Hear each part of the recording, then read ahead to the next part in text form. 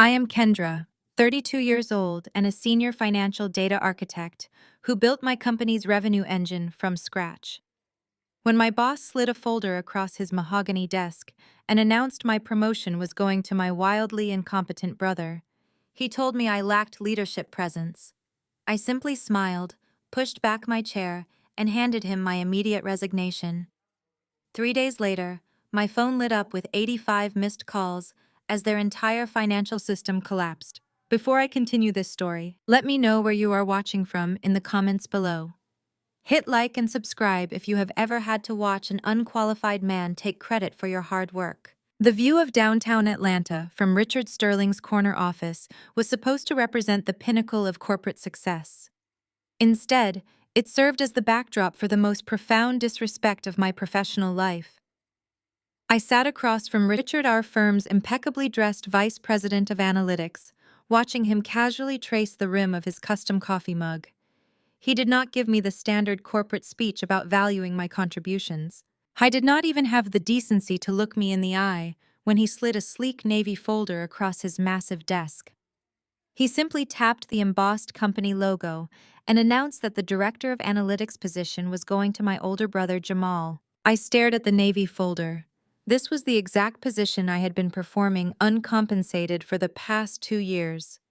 I had sacrificed my weekends, missed family gatherings, and practically lived in my cubicle to build the proprietary predictive algorithm that was currently managing $400 million in client portfolios for this firm.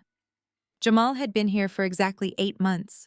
I knew this because I was the one who personally walked his resume down to human resources when he was facing his third eviction. Richard leaned back in his leather chair, steepling his fingers in a gesture of manufactured authority. He told me that while my technical skills were adequate, the executive board felt my leadership presence was lacking. He used the word aggressive to describe my behavior in client meetings. He said I lacked the nuanced diplomacy required for senior management. Meanwhile, according to Richard, Jamal was a much better cultural fit for the executive tier. The sheer audacity of the statement hung in the heavily air-conditioned room. I looked at Richard, a black man who had climbed the same grueling corporate ladder I was climbing now, weaponizing the very same loaded terminology used to keep black women stagnant in their careers. Aggressive. I was not aggressive. I was precise. I was the one catching multi-million-dollar forecasting errors before they reached the clients. I was the one saving the firm from massive liability when other departments failed to run their basic compliance checks. I kept my voice perfectly level, refusing to give him the satisfaction of an emotional reaction. I reminded Richard that Jamal did not even know how to run a basic pivot table. I pointed out that just last Tuesday my 34-year-old brother had called my extension in a panic because he did not understand how to export a dataset into a readable format. I asked Richard how exactly Jamal was supposed to manage the back end of an encrypted financial algorithm that I had coded from scratch. Richard dismissed my facts with a condescending wave of his hand. He told me that leadership was about delegation, not technical execution. He said Jamal had the kind of natural charisma that put older investors at ease. He actually looked me in the face and told me that a good manager does not need to know how the engine works, as long as he has a reliable mechanic to fix it. He was explicitly telling me that my brother was going to be the smiling face of the department, while I remained trapped in the basement of the corporate structure doing all the heavy lifting to make sure he looked competent. The rage burning in my chest was absolute. It was the same familiar burn I had felt my entire life growing up in our household, watching my mother excuse every one of Jamal's failures while demanding absolute perfection from me. Jamal was the golden child, the charismatic son, who could do no wrong, who navigated life on charm and excuses. I was the workhorse, the reliable daughter expected to clean up his messes and shrink myself so he could shine. And now, that exact toxic family dynamic had followed me into the workplace. Richard watched me closely, expecting a breakdown. He was waiting for me to argue, to raise my voice, to plead for my rightful place, to remind him of the late nights and the massive revenue my code had generated. He wanted me to react so he could justify his decision to the board, so he could point to my frustration and label it instability. I did none of those things. I simply smiled. I looked down at the Navy folder containing my brother's promotion paperwork and the revised organizational chart that placed him directly above me. The firm wanted to hand the keys of a high-performance sports car to a man who did not even know how to start the engine. They expected me to sit in the passenger seat and steer the wheel for him. I reached across the mahogany desk to pull the folder toward me, preparing to show Richard exactly what happens when the mechanic decides to walk away and take the toolbox with her. But before my fingers could graze the heavy cardstock, the glass door to the office swung open. The heavy glass door swung open, shattering the tense silence of the corner office. The sharp, rhythmic clicking of designer heels signaled her arrival before she even stepped fully into the room. In walked Chloe, my brother Jamal's wife, and the firm's senior human resources manager.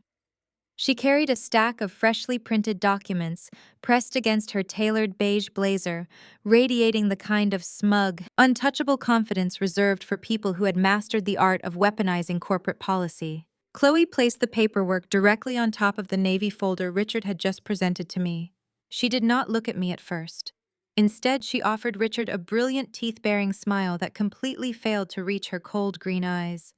She thanked him for pushing the approval through so quickly, praising his commitment to what she called optimum departmental synergy. Only then did she turn her attention to me. She tilted her head, giving me the exact patronizing, tight-lipped smile she used when placing employees on a performance improvement plan.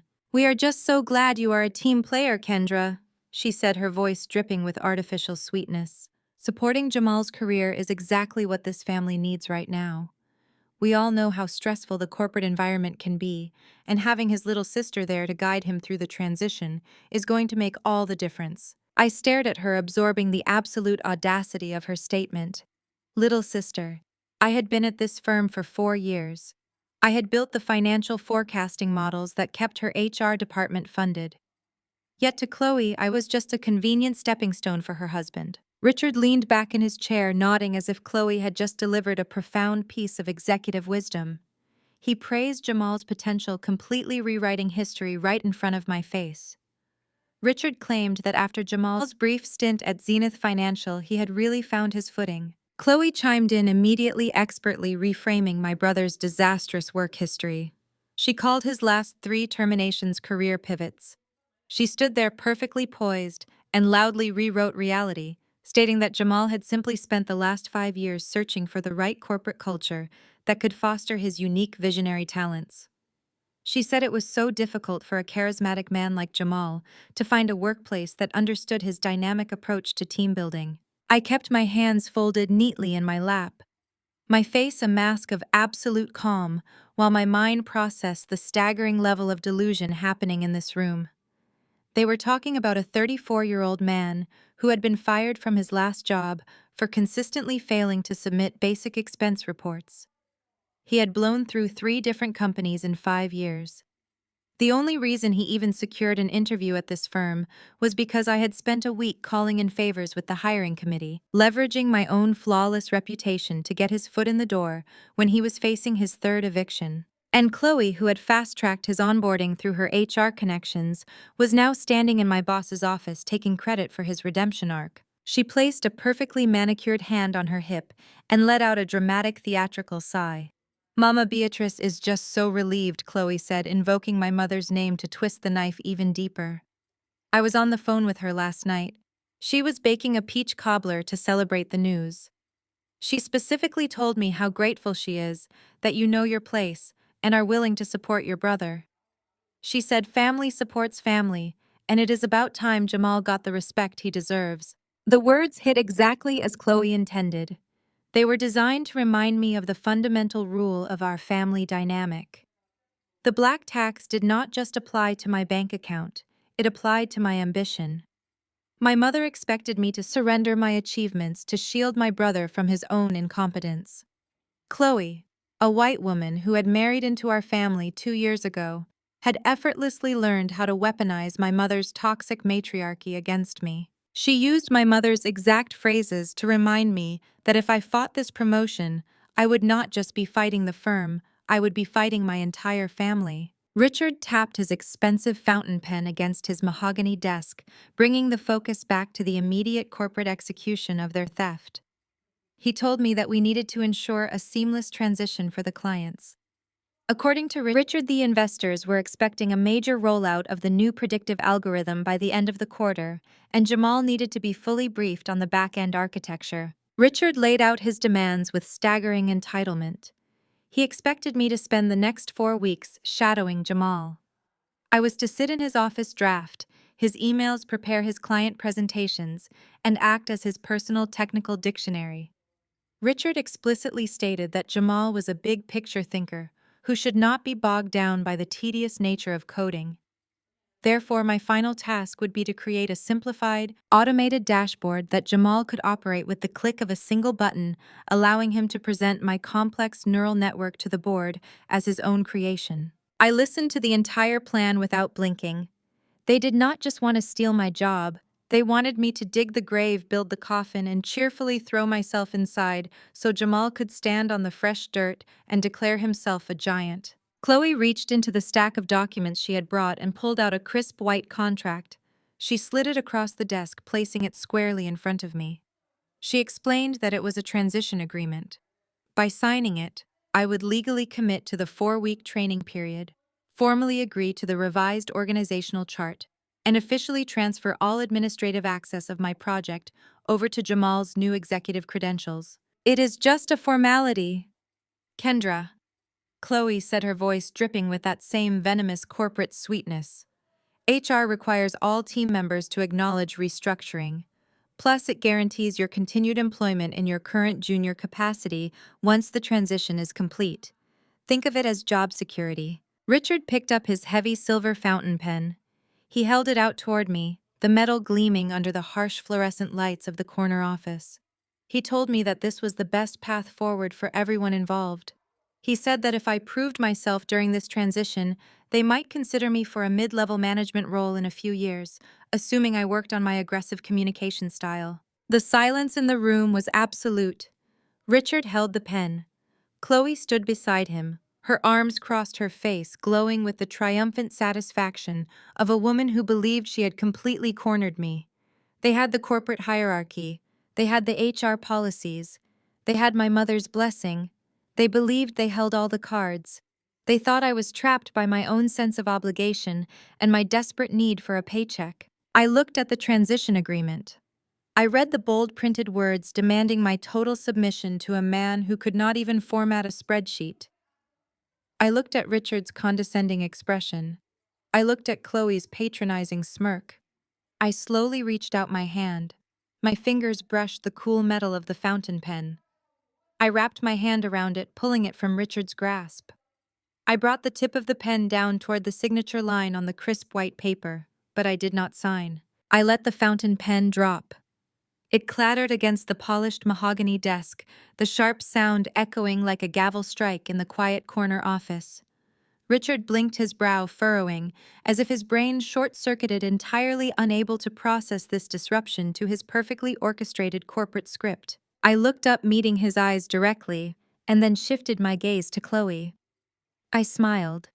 It was not the tight, accommodating shrink-myself-to-fit smile I had worn for the past 4 years to make the executives comfortable in my presence.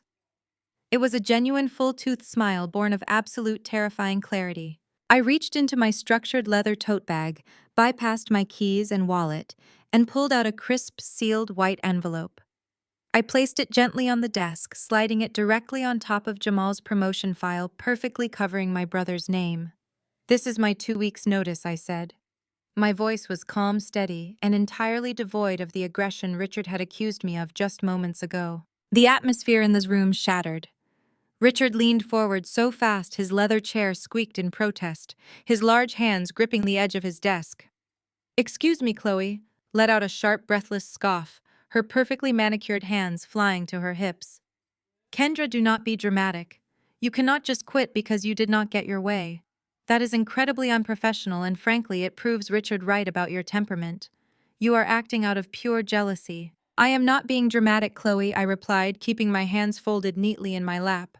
"I am being precise. I am resigning." Richard stood up, his towering frame attempting to cast an intimidating shadow over me.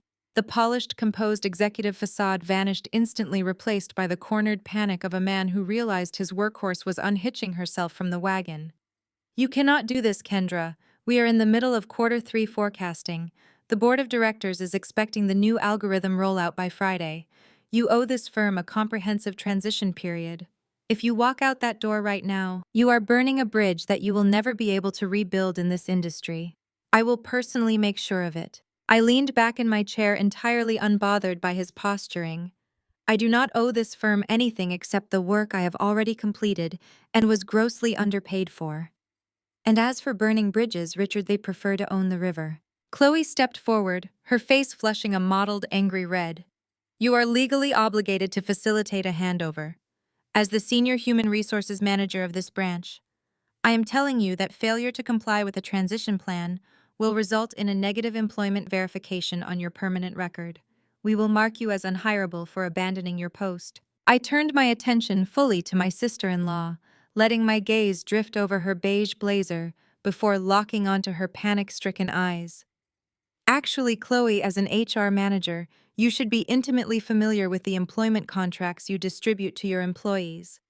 Specifically, Section 4, Paragraph B of the Senior Architect Agreement." Chloe froze. Her mouth opened, but no sound came out. She knew exactly what I was talking about, but her brain refused to accept that I was weaponizing her own corporate policies against her. "Let me refresh your memory." I continued, standing up and smoothing out my tailored skirt. "An employee may utilize accrued unused paid time off to satisfy the notice period requirement.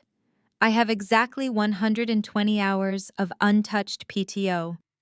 I have not taken a single vacation day since I started at this firm, mostly because I was too busy building the digital infrastructure that just got your husband promoted." Richard whipped his head around to glare at Chloe, his eyes widening in disbelief. "Is that true? Can she do that?" Chloe frantically pulled out her smartphone, her fingers trembling as she tried to access the company portal.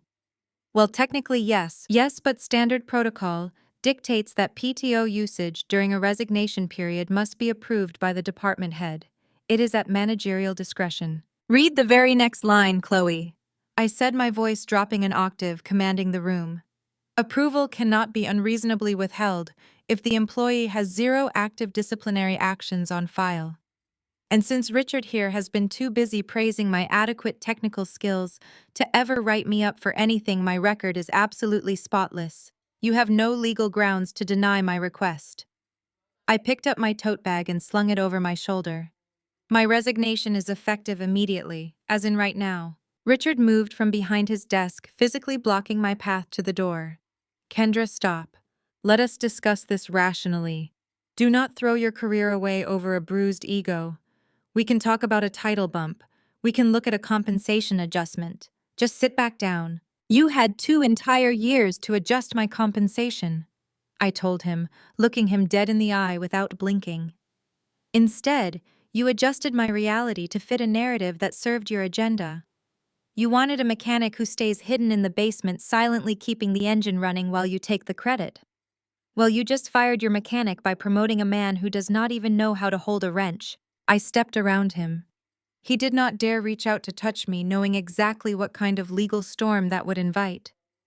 I pushed open the heavy glass door and stepped out into the bustling, brightly lit hallway of the executive floor. "You are making a career-ending mistake," Richard yelled after me, his voice cracking loudly, no longer caring who heard his desperation. Administrative assistants and junior analysts popped their heads up from their cubicles, staring in absolute shock as I walked briskly and purposefully toward the elevators. The quiet murmur of the office completely died out, replaced by the echoing click of my heels against the marble floor. Chloe rushed to the doorway of the office, clutching the transition agreement to her chest like a shield. "Mama Beatrice is going to hear about this, Kendra," she shrieked down the hall. "You are tearing this family apart over your own selfish ego. Family supports family, and you are acting like a traitor." I did not look back. I did not slow down.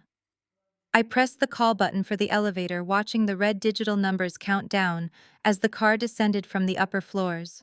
Richard marched halfway down the corridor, his face twisted in a mixture of panic fury and dawning realization. Jamal cannot run that system on his own. You are jeopardizing $400 million in client assets. Get back here right now. The elevator doors chimed a soft, cheerful note and slid open. I stepped inside the empty mirrored cab and turned to face them. Richard was breathing heavily, his fists clenched tight at his sides. Chloe was already frantically tapping away on her phone, likely texting my mother or Jamal, desperately trying to spin the narrative before I even reached the parking garage. Jamal is a visionary, Richard. I said, my voice carrying clearly down the silent hallway for everyone to hear. I am sure he will figure it out. Culturally, he is a perfect fit for the massive problem you are about to have. I pressed the lobby button. The heavy steel doors began to slide shut, cutting off Richard's next furious, red-faced shout. The absolute silence of the descending elevator wrapped around me like a warm, protective blanket. I watched my reflection in the polished metal doors. My posture was perfectly straight. My breathing was steady and deep. They thought they had won. They truly believed I was walking away in defeat, retreating to lick my wounds while they paraded Jamal in front of the executive board. They believed the financial forecasting models would just continue churning out money automatically, a self-sustaining machine, generating endless wealth for a company that refused to respect its creator. What Richard and Chloe did not know was the fundamental, undeniable nature of the architecture I had built. The algorithm was not just some basic software resting peacefully on their corporate servers.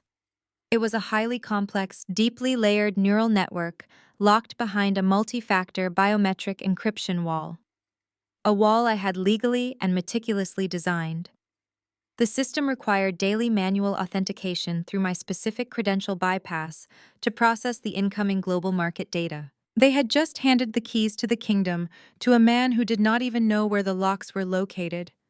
And the absolute only decryption key capable of keeping that $400 million engine running was currently sitting in my tote bag riding the elevator down to the ground floor. Sunday afternoon arrived with the suffocating humidity typical of Atlanta and the heavy obligation of family tradition.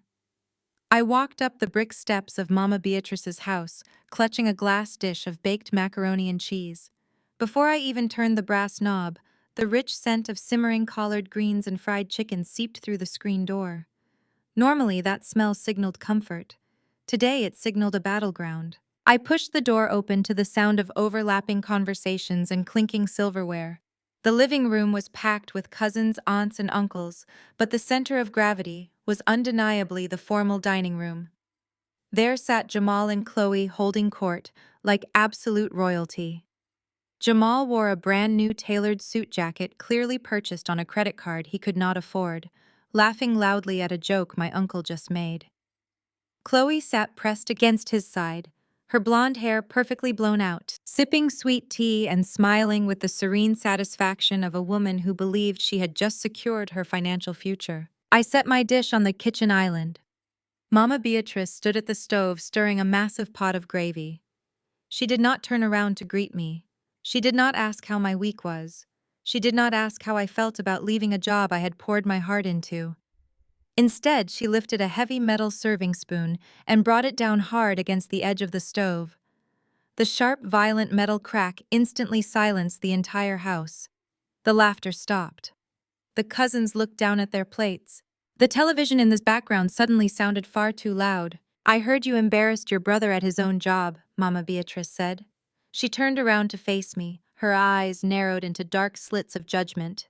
I stood my ground, smoothing my hands over my dress. I did not embarrass anyone, Mama. I resigned from a position that refused to pay me for my worth so they could give my title to someone else. You threw a tantrum because Jamal finally got the recognition he deserves. She shot back, taking a step toward me. You marched out of that office and left your own flesh and blood high and dry. But we are going to fix this today. Hand over the spare keys to your condo. I stared at her, genuinely wondering if the heat from the stove had melted her cognitive functions. Excuse me. Chloe leaned forward, setting her glass down on a coaster. She offered me that same tight-lipped, patronizing smile she wore in Richard's office. We are hosting a celebratory corporate mixer for Jamal next Saturday, Kendra. Richard and the executive board are coming. Our apartment is just a little too cozy for that kind of high-level networking, and your downtown penthouse has those gorgeous floor-to-ceiling windows. It is just a better look for Jamal's new brand. You'll want to host a party celebrating the promotion you stole from me inside the home I paid for with the very skills you claim I do not have, I said, keeping my voice dangerously quiet. Mama Beatrice crossed her arms over her apron. It is not an ask, Kendra. It is a family requirement. Jamal is stepping into a pivotal role. He needs to project success. You have that big, empty place all to yourself. The least you can do is let your brother use it to build his network. Family supports family. I let out a harsh, humorless laugh. Family supports family. I looked directly at Jamal, who suddenly found his green beans incredibly fascinating. Where was that support when I was working 80-hour weeks to build the algorithm he is now taking credit for? Where was that support when I paid his rent 3 times last year so he and Chloe would not end up on the street? Mama Beatrice slammed her hand flat against the countertop. Do not bring up the past to justify your bitterness today. You are tearing down a black man trying to build his legacy. You should be uplifting your brother, not acting out of pure jealousy, because you cannot stand to see black male excellence thrive. Black male excellence, I repeated, letting the words hang heavily in the quiet room. Mama, he failed out of his last 3 jobs because he refused to log into work before 10 in the morning. I secured his interview. I vouched for him. Excellence requires effort. What Jamal has is a profound sense of entitlement enabled by you. The entire room gasped. My aunt shielded her face with her hand. Jamal finally looked up, his face flushing with embarrassment and anger. Kendra, that is enough! Jamal snapped, trying to summon a commanding tone that immediately cracked under pressure. You have always thought you were better than everyone else just because you sit behind a computer all day. I earned this director role. Richard sees my vision. I have soft skills that you lack. I know how to talk to people and drive synergy. You do not even have a vision for your own bank account, Jamal, I replied smoothly. You use corporate buzzwords to hide the fact that you cannot read a balance sheet. You are a fraud, and the only reason you have that title is because Chloe pushed the paperwork through HR, and Richard felt threatened by a black woman who actually knew what she was doing. Mama Beatrice took another step forward, her face twisting with raw fury. She pointed a trembling finger at my chest. I did not break my back cleaning hotel rooms and raising you for you to act like you are better than your own blood.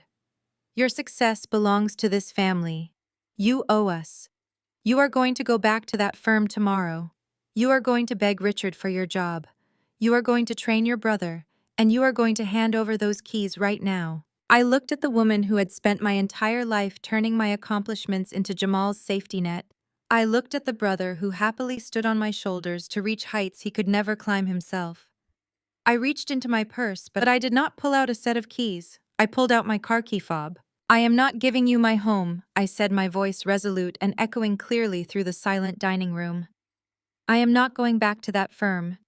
And I am absolutely done paying the black tax to a family that treats my success like a community ATM. Chloe shifted in her seat. She placed a comforting hand over Jamal's arm, her pale skin contrasting sharply with his dark suit jacket. She looked up at me, tilting her head with an expression of profound, weaponized pity. She let out a loud, theatrical sigh that commanded the attention of everyone in the room. She took a slow sip of her sweet tea, letting the ice clink gently against the glass before setting it down. It is okay, Mama B, Chloe said, her voice dripping with artificial sympathy. We cannot force her. Not everyone is cut out for the intense pressure of a director role like Jamal. Some people just cannot handle the corporate environment. I actually have a friend who owns a little retail boutique downtown. Kendra could apply for a cashier spot there until she figures out what she wants to do with her life. I looked at Chloe, watching the condensation drip down the sides of her crystal glass. I did not scream. I did not flip the heavy wooden dining table. I simply smiled. It was a cold, flat expression that made her smug, self-satisfied grin falter for just a fraction of a second. A cashier spot, I repeated, letting the words bounce off the dining room walls. Chloe, that is a very generous offer. But seeing as how I just secured the down payment for the luxury vehicle your husband drove you here in, I think my financial portfolio is doing just fine without ringing up discount blouses. Chloe choked on her sweet tea, coughing violently into her cloth napkin. Her pale skin flushed a deep, embarrassed crimson. Jamal finally flinched, his shoulders pulling inward as his eyes darted nervously toward the floor. Mama Beatrice stepped right into the space between us, her face a mask of absolute outrage. She slammed her hands down on the back of Jamal's chair, gripping the wood so tightly her knuckles turned ash gray. "We are not talking about cars, Kendra," she shouted, her voice booming over the quiet murmurs of the extended family. "We are talking about respect. Your brother is stepping into a director role. He needs that condo for his networking event. You will hand over those keys, and you will cover the catering bill from the country club. It is the least you can do after pulling that stunt at his office." I looked at my mother, marveling at the sheer, unfiltered audacity of her demand. "I am not giving you my keys, Mama," I said, my voice cutting cleanly through the thick, humid air of the room. "And I am absolutely not paying a $3,000 catering bill to celebrate a promotion he stole from me." Mama Beatrice inhaled sharply, her chest expanding with the righteous indignation she had perfected over 3 decades of ruling this family. "Do not you dare use that tone with me in my own house," she yelled. "You think because you live in some fancy downtown high-rise that you can look down on your own blood. I did not break my back, working double shifts, raising you for you to act like you are better than your own family." The entire room was dead silent. My cousins, my aunts, my uncles, they all watched the spectacle, paralyzed by the familiar wrath of the family matriarch. Nobody dared to eat. Nobody dared to breathe too loudly. She pointed a shaking finger right at my face. "Family supports family, Kendra.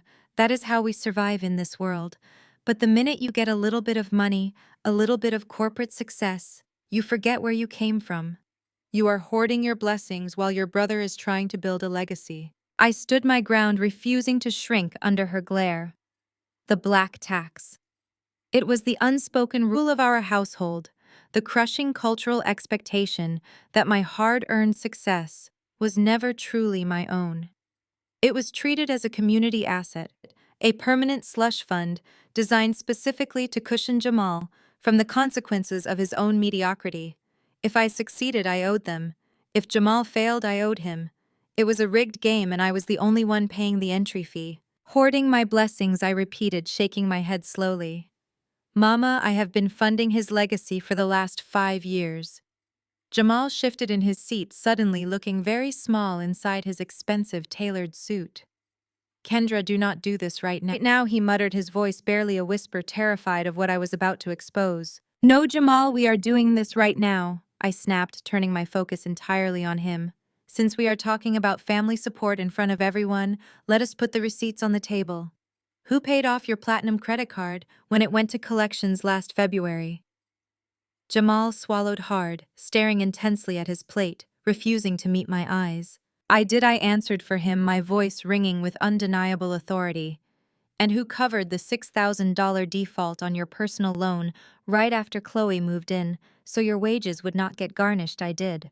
"Who put down the $12,000 down payment for that BMW parked in the driveway right now, just so you could look like a successful executive while you were secretly facing your third eviction?" A collective gasp rippled through the dining room.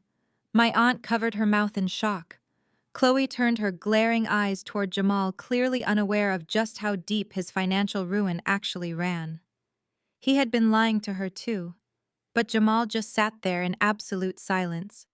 The great charismatic visionary of the family, letting his mother and his white wife fight a battle he was too cowardly to face himself. "Hi is your brother," Mama Beatrice screamed, trying desperately to drown out the undeniable truth of my words. "You help him because he is your brother.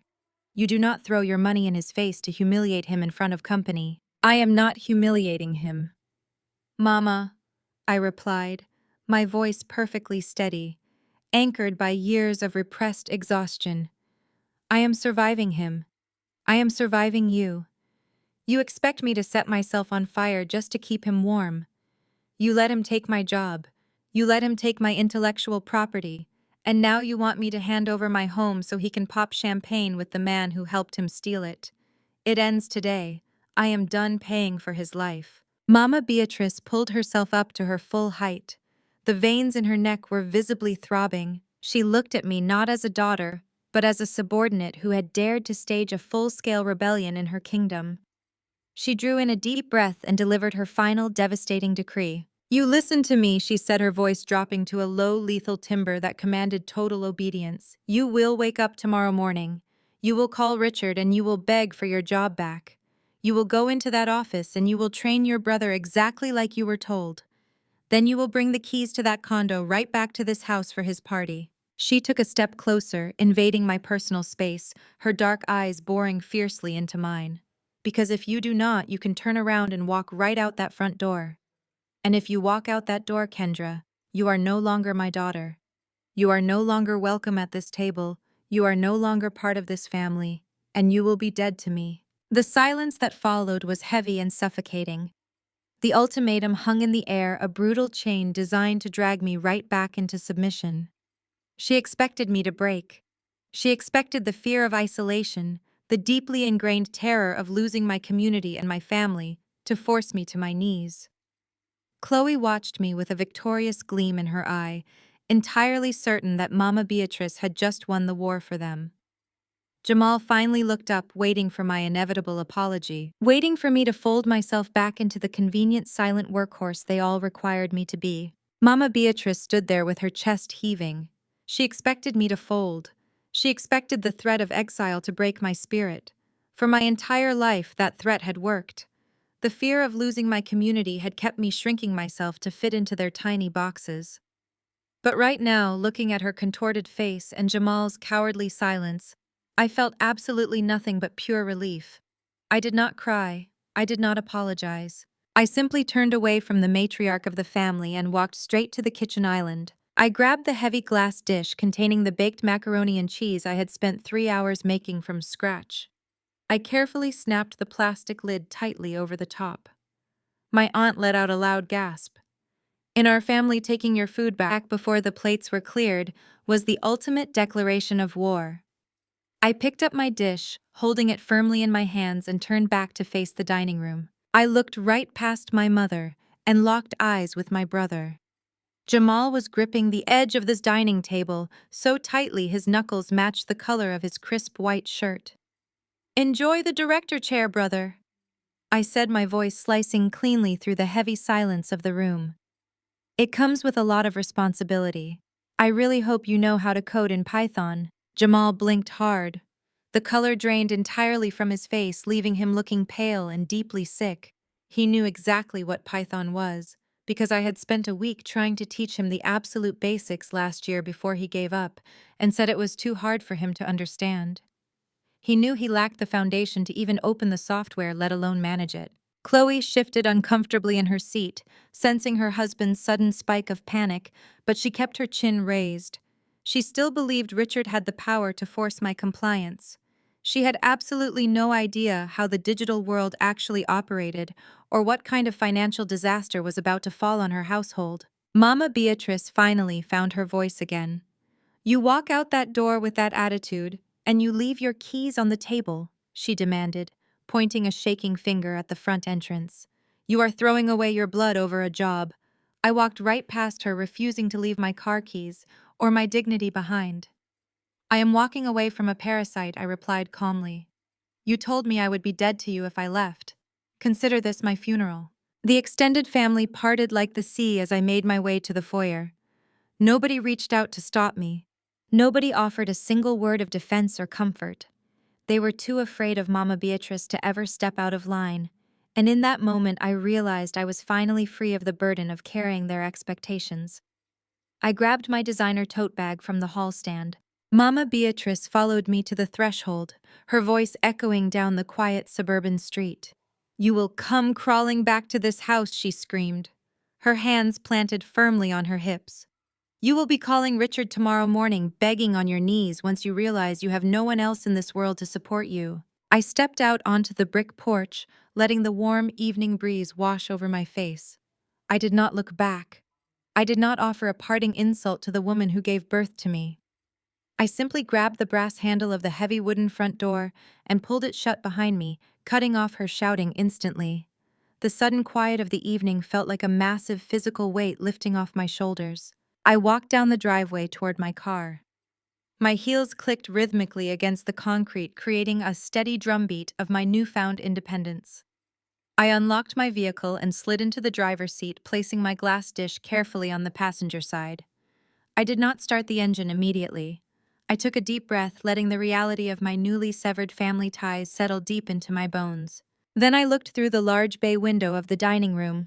The sheer curtains were pulled back, giving me a perfect illuminated view of the kingdom I had just abdicated. Through the glass, I watched the immediate aftermath of my departure. Mama Beatrice was pacing furiously, waving her hands in the air, while lecturing my aunts who sat there nodding obediently. Chloe was rubbing Jamal's back, leaning in close to whisper what were surely words of false encouragement to soothe his bruised ego. But Jamal was not looking at his wife or his mother. He was staring down at his smartphone resting flat on the dining table. Suddenly, the screen of his phone lit up brightly. Even from the dark driveway, I could see the glaring flash of an incoming alert.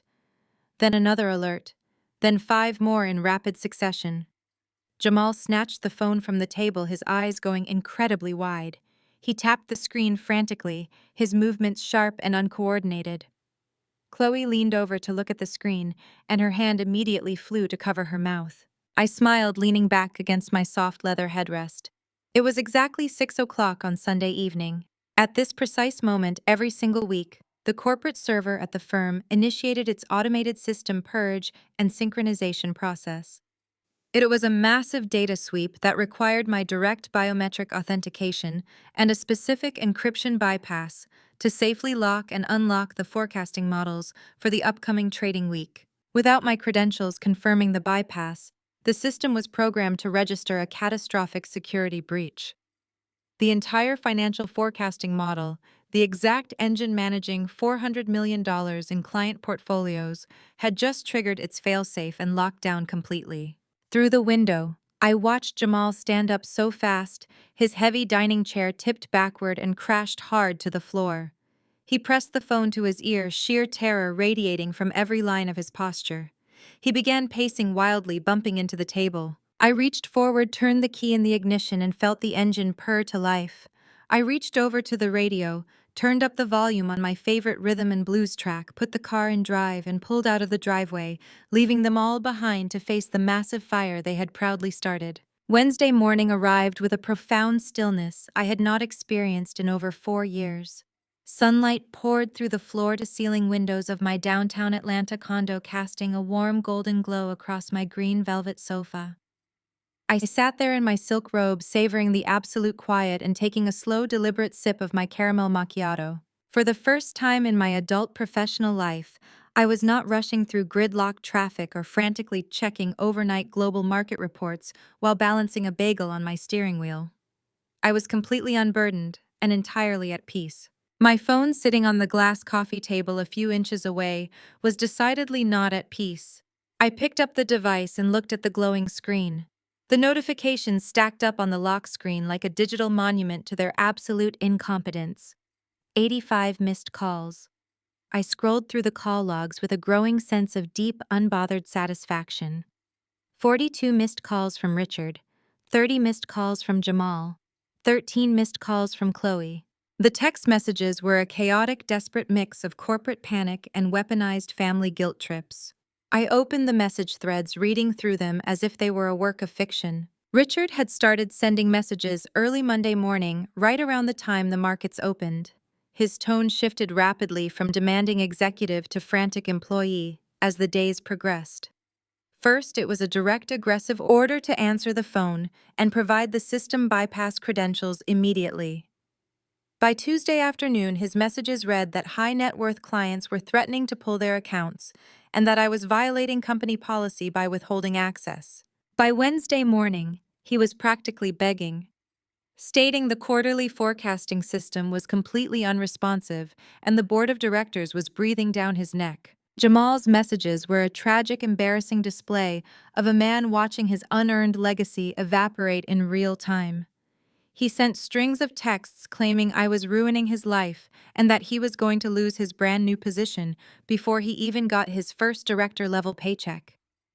He tried to use our mother as leverage, texting that Mama Beatrice was furious with me and demanding I fix the situation to protect the family name.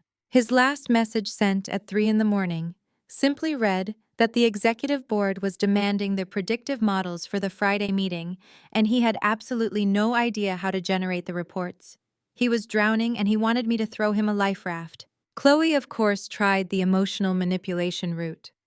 Her messages were a toxic blend of human resources buzzwords and fake sisterly concern. She texted that family supports family and that Jamal was under far too much pressure for a newly promoted executive. She suggested we sit down and mediate the situation like professionals. When I did not respond, she escalated. She actually threatened to call the police for a wellness check on my condo, claiming she was deeply worried about my mental state after my sudden departure. She wanted to use the authorities to force me to open my door. I swiped away her notifications without a single ounce of guilt. I did not answer a single call. I did not reply to a single text message. Instead, I set the phone down on the glass table, opened my personal laptop, and accessed my private server logs. I needed to see exactly how badly my brother had destroyed the financial forecasting model that was currently managing $400 million in client portfolios. The dashboard loaded on my screen, revealing a beautifully catastrophic trail of digital errors. The system was not just experiencing a temporary outage, it was completely and irreversibly bricked. I took another sip of my macchiato, tracing the timeline of Jamal's spectacular failure. The log showed exactly what happened after I pulled out of Mama Beatrice's driveway on Sunday night. The automated system purge had required my specific biometric authentication and encryption bypass to safely unlock the database for the new trading week. When that security prompt appeared on Jamal's new executive monitor, he clearly panicked. Instead of admitting to Richard that he lacked the technical clearance or the basic knowledge to operate the software, my brother had tried to force his way into the architecture. The server history showed he had spent 3 agonizing hours trying to guess my administrative password. He tried our mother's birthday. He tried the street address of the house we grew up in. He tried his own wedding anniversary. He even tried his own name, assuming I would use the golden child of the family as my ultimate security key. He failed every single time. On his 10th failed attempt, the algorithm did exactly what I had rigorously programmed it to do. It recognized a hostile, unauthorized intrusion and triggered a massive fail-safe protocol. The entire neural network locked itself down behind a military-grade firewall. Every single predictive model, every financial forecast, every client portfolio analysis completely froze in place. The sensitive financial data was perfectly safe, but it was absolutely inaccessible to anyone without my direct fingerprint authorization and my private source code. They were bleeding money by the second. The firm relied heavily on those real-time predictive models to advise their top-tier investors. Without my algorithm, Richard and Jamal were essentially flying blind while attempting to manage hundreds of millions of dollars.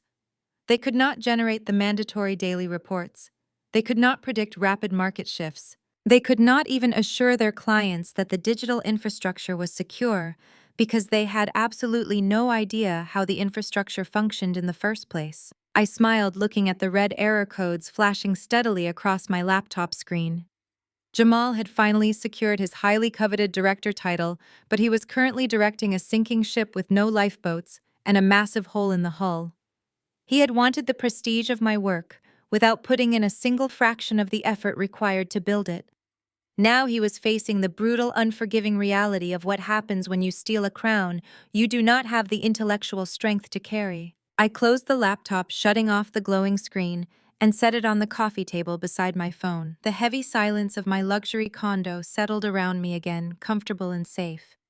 I closed my eyes, leaning back against the plush velvet cushions, fully prepared to enjoy the rest of my Wednesday morning in absolute, unapologetic isolation.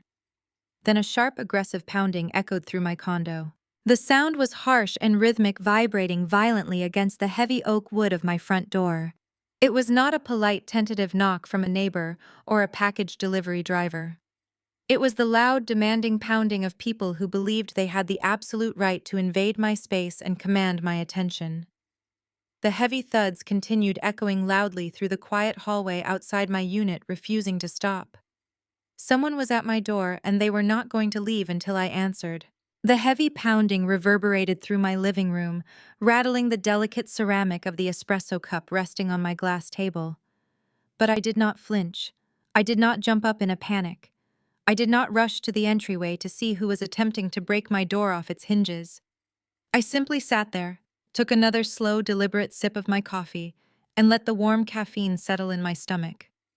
To understand why I was entirely unfazed by this aggressive assault on my sanctuary, you have to rewind exactly 48 hours. Monday morning, just 14 hours after I walked out of Mama Beatrice's dining room and left my family to marinate in their own toxic dysfunction. I was sitting in a high-backed leather chair inside a corner office that made Richard's workspace look like a broom closet. This office belonged to Mr. Marcus Carter. Mr. Carter was a towering, brilliantly sharp corporate attorney who had built a formidable reputation in Atlanta for dismantling predatory tech companies and protecting Black creators from corporate exploitation. His suits were tailored with lethal precision, and his mind moved faster than any algorithm I had ever coded. I hired him 2 years ago, right around the time I first noticed Richard subtly trying to take credit for my data models in quarterly board meetings. I knew then that my time at the firm would eventually end in a battle, and I needed an arsenal ready when the day came. I had placed my encrypted silver thumb drive and a thick, heavy manila envelope directly on his polished glass desk. Mr. Carter had looked at the envelope, then looked up at me, a knowing gleam in his dark eyes. He asked me if I had finally pulled the plug. I confirmed that I had, and then I laid out the exact timeline of the Sunday night server crash. I explained the fundamental architecture of the software they were currently trying to salvage. I did not build that predictive financial algorithm using company resources. I did not write the foundational code on a company-issued computer, and I certainly did not develop the neural network while sitting in my cubicle. I wrote every single line of that core code on my personal laptop, sitting at my own kitchen counter, a full 3 months before Richard ever offered me an interview. When Richard hired me, his department was bleeding clients. His forecasting models were outdated, and he was desperate for a lifeline to save his failing quarter. Because he was arrogant, and because corporate structures routinely assume they automatically own the intellectual labor of Black women, by default, he barely skimmed the onboarding documents I submitted to human resources. I was in such a rush to plug the holes in his sinking ship that he completely ignored the intellectual property rider I had seamlessly attached to my standard employment contract. I watched Mr. Carter open the manila envelope and pull out the original countersigned documents. I pointed to the specific clause I had drafted. The writer clearly established a revocable end-user license agreement. The firm never owned my algorithm. They were essentially renting it from me, and the currency they used to pay that rent was my continued active full-time employment. Paragraph 7, subsection C of the rider, explicitly stated that the license immediately and automatically terminated upon the cessation of my employment, regardless of which party initiated the separation. This was where Chloe's malicious compliance backfired with spectacular, devastating precision. When Chloe rushed my immediate resignation through the human resources portal to punish me for walking out of Richard's office, she thought she was stripping me of my corporate access. Instead, she legally stripped the firm of its right to use my software. She triggered the termination clause herself. The moment she stamped my file as inactive, my algorithm executed its program security protocol. Jamal was not just guessing passwords on a company server Sunday night. He was actively attempting unauthorized access on a heavily patented, privately owned digital asset. Every single time my brother hit the enter key trying to bypass my encryption, he was committing a federal cybercrime. Mr. Carter read through the highlighted clauses. He traced his finger over the official United States patent registration number I had quietly secured for the software architecture 2 years ago. A slow, lethal smile spread across his face. He leaned back in his leather chair, looking at me with pure, unfiltered professional respect. He told me that the firm was going to panic. He said that once Richard realized the magnitude of the financial hemorrhage, he would try to frame this as an act of malicious retaliation. They would threaten me with corporate sabotage.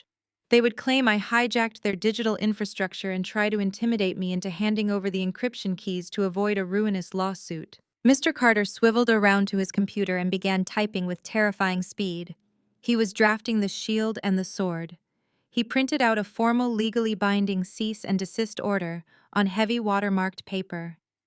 The document outlined my sole and absolute ownership of the intellectual property. It cited the exact timestamp Chloe processed my immediate resignation, proving their legal right to the software evaporated at that very second. Finally, it explicitly warned that any further attempts by Richard Jamal or any other employee to bypass the encryption firewall would result in immediate federal charges for corporate espionage, data theft, and unauthorized access to a protected system. Mr. Carter slid the document into a crisp black legal binder and handed it across the desk. He told me to keep it right by my front door. He warned me that desperate people who are accustomed to taking what they want do not respect boundaries. He knew that when the millions started evaporating from their portfolios, they would not send a polite email. They would come looking for me. The memory of Mr. Carter's warning faded as a second, much louder volley of pounding shook my front door, pulling me back to the present reality of my Wednesday morning. The assault on my door was not just the heavy, desperate knocking of one person. It was a frantic, coordinated attack. I could hear a heavy fist slamming against the solid oak, followed immediately by the sharp, rapid tapping of someone hitting the wood with the flat of their hand. They were not ringing the doorbell. They were trying to break through sheer force of panic. Voices began bleeding through the heavy wood, muffled but unmistakably furious.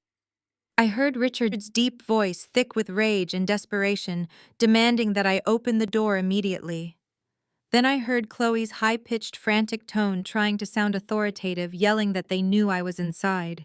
They had clearly bypassed my building's security lobby, most likely by tailgating another resident through the secure glass doors before they closed. They thought they could ambush me in my own home. They thought they could use physical intimidation and loud demands to force me into submission, just like Mama Beatrice tried to do at the Sunday dinner table. They were banking the old version of me, the woman who would fold under pressure to keep the peace and protect the family name. I set my coffee mug down on the coaster, the porcelain making a soft, definitive clink. I stood up, smoothing out the luxurious fabric of my silk robe. I did not rush. I walked at a slow, measured pace over to the console table positioned near my entryway. I picked up the heavy black legal binder Mr. Carter had handed me on Monday morning. I took a deep, steadying breath, feeling the absolute intoxicating power of knowing I held every single card in this game. The pounding on my door grew even more frantic, the voices outside escalating into a chaotic chorus of threats and demands.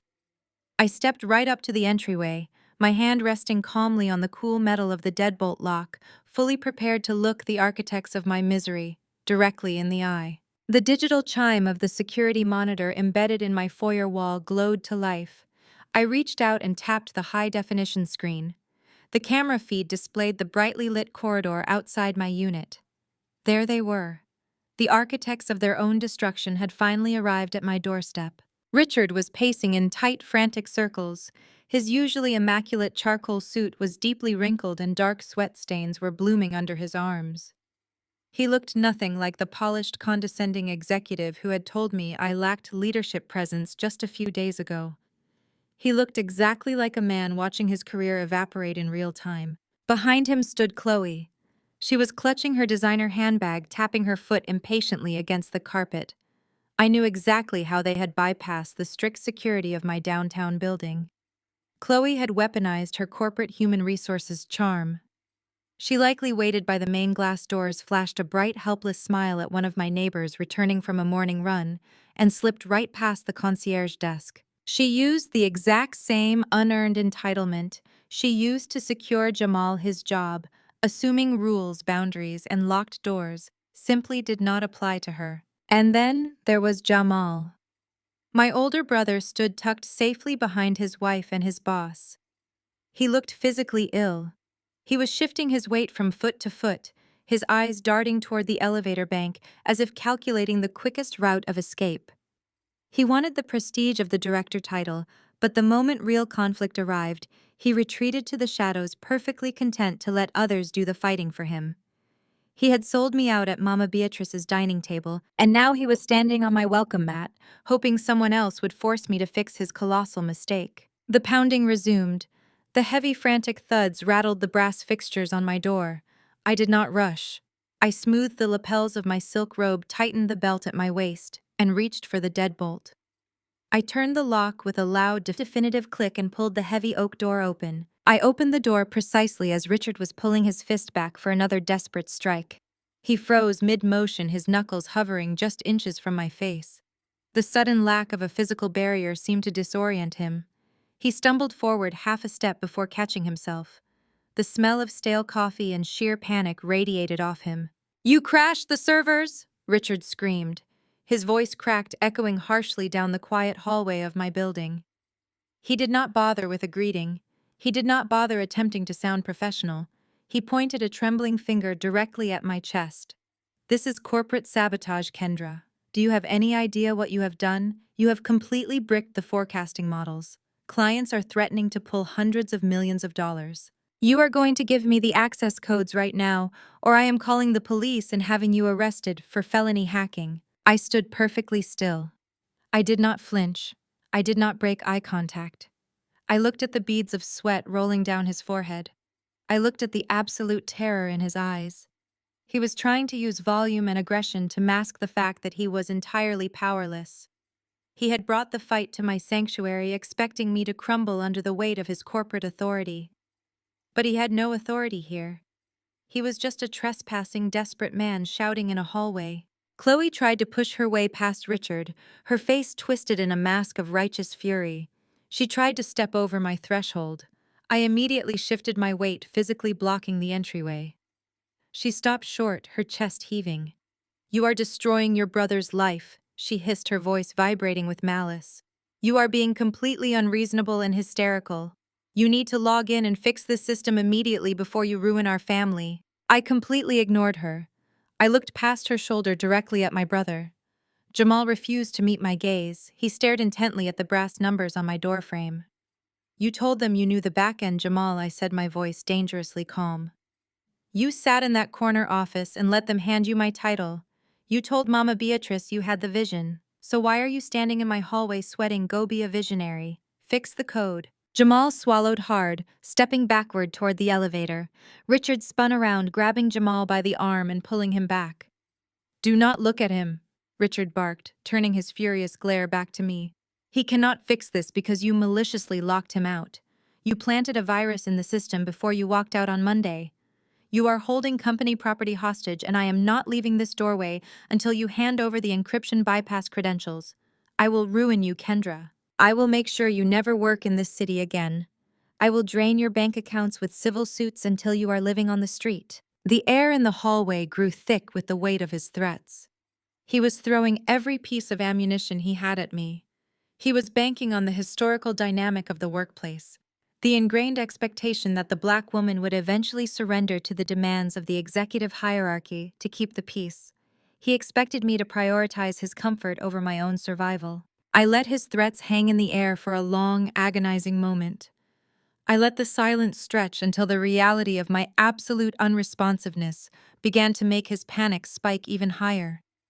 I did not raise my voice. I did not argue. I simply raised one single index finger, gesturing for him to stop talking. I took a deliberate step backward into my foyer and smoothly pivoted to the side, opening the visual path into my living room.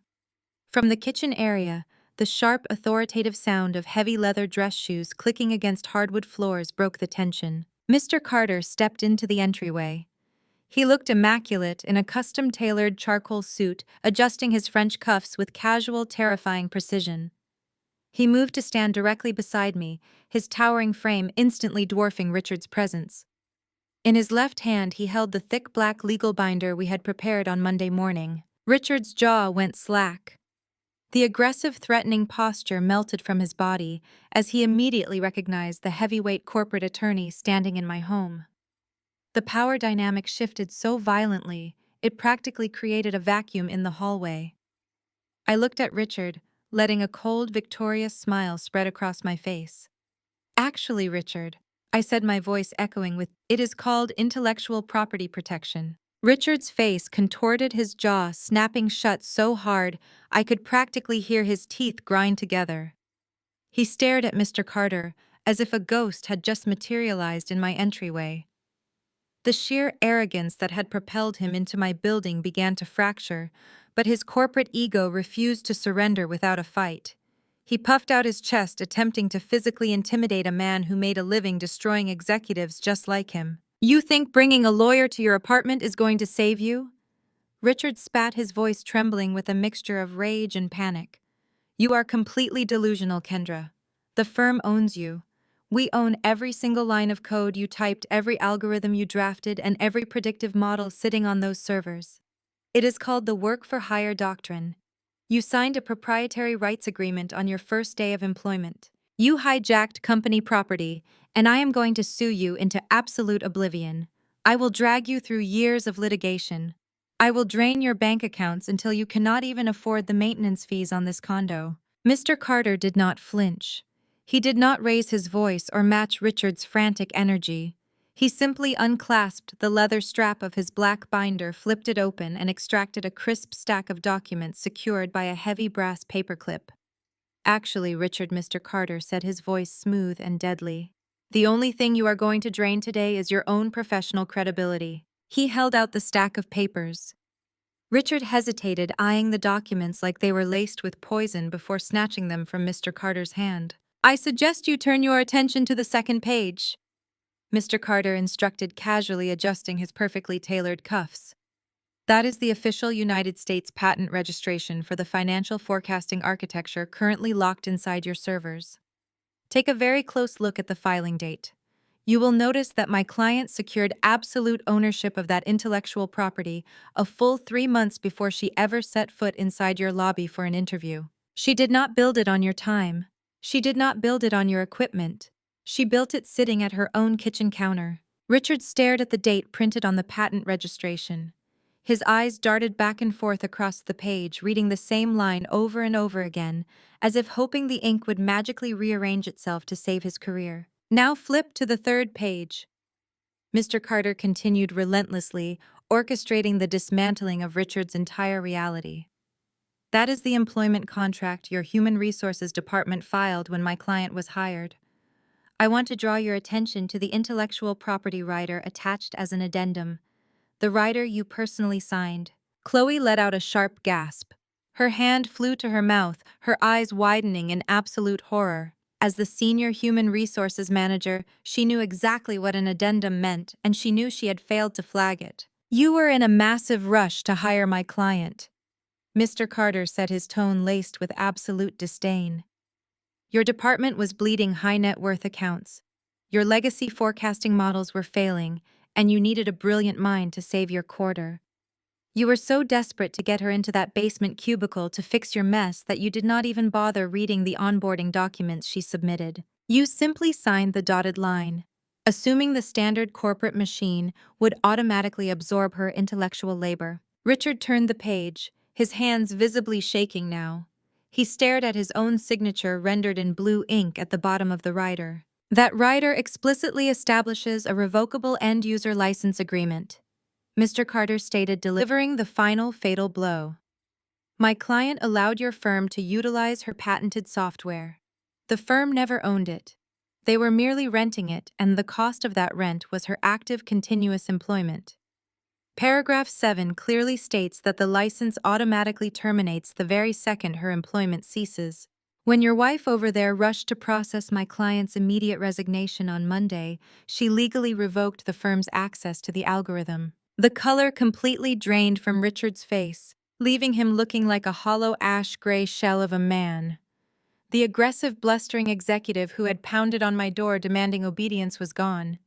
In his place stood a terrified middle manager who realized he had just handed a $400 million crisis directly to his board of directors, all because he felt threatened by a black woman's intelligence. "This cannot be legal," Richard whispered, his voice cracking. He looked frantically at Chloe. "Tell me this is not legal." Chloe did not answer him. She was staring at the documents, her corporate armor completely shattering. She realized instantly that the legal avenue was entirely dead. The firm had no claim to my work. They could not call the police. They could not sue me for corporate sabotage. They were trapped in a cage of their own making, and I held the only key. Seeing her husband's boss neutralized and her own human resources career dangling by a thread, Chloe did what she had been socially conditioned to do whenever she was backed into a corner and needed to escape accountability. She instantly switched tactics. The smug, patronizing corporate gatekeeper vanished, and the weeping, distressed victim took her place. Tears welled up in her green eyes, spilling over her carefully applied makeup. Her breathing hitched, becoming jagged and erratic. She clasped her hands together, pressing them against her chest as if she were in physical pain. "Kendra, please," Chloe sobbed, her voice trembling with intense, manufactured emotion. "Please, you cannot do this to us. Think of Jamal. Think of your brother. He just got this chance. He has been struggling for so long, and he finally secured a position that can provide for our future. You are going to get him fired over your petty jealousy." I stood in my entryway, watching the performance with clinical detachment. In any other setting, her tears would have been a lethal weapon. In corporate America, white tears are routinely used to paint black women as aggressive, unyielding threats. Those tears had historically protected her and penalized women who looked like me. But she was not in a boardroom right now. She was standing in my hallway on my turf, attempting to use the very same family manipulation my mother had weaponized against me for decades. "Kendra, I am begging you," Chloe cried, taking a small step toward me, her face twisted in an expression of profound agony.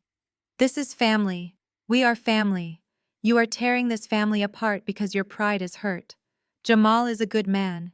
He does not deserve to be humiliated like this. You have your money, you have your condo, you have everything. Why are you trying to destroy his life? Please just give him the access codes. Just log in and fix it for him." I looked past her weeping frame and locked eyes with Jamal.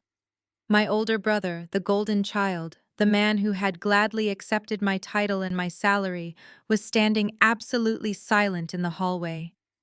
He was hiding behind the tears of his white wife and the rage of his boss, allowing them to fight a battle he created. He claimed he was an excellent leader, a visionary, a man built for the executive tier, but when the pressure actually arrived, he shrank into a terrified shadow. I turned my focus back to Chloe.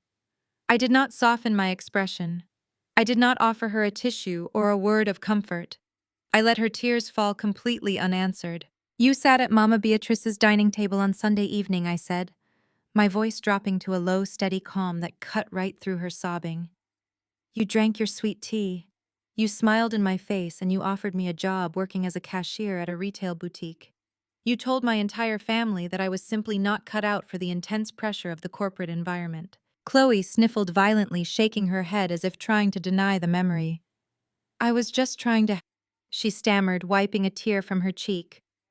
"I thought you were overwhelmed. You were trying to put me in my place, Chloe," I corrected her firmly. "You and Richard decided that Jamal deserved to sit on the throne, and I deserved to sweep the floors. You built this entire hierarchy based on the delusion that you were inherently better than me. You wanted me at the bottom." I took a slow, deliberate step forward, stopping right at the threshold of my front door. I looked Chloe dead in the eye, stripping away every last ounce of her unearned entitlement. "You made it clear on Sunday that my place was at the bottom," I said. "I am just respecting the hierarchy. I am letting the brilliant, capable executives handle the $400 million crisis they created." Chloe let out a devastated whimper, realizing her emotional manipulation had completely failed to breach my boundaries.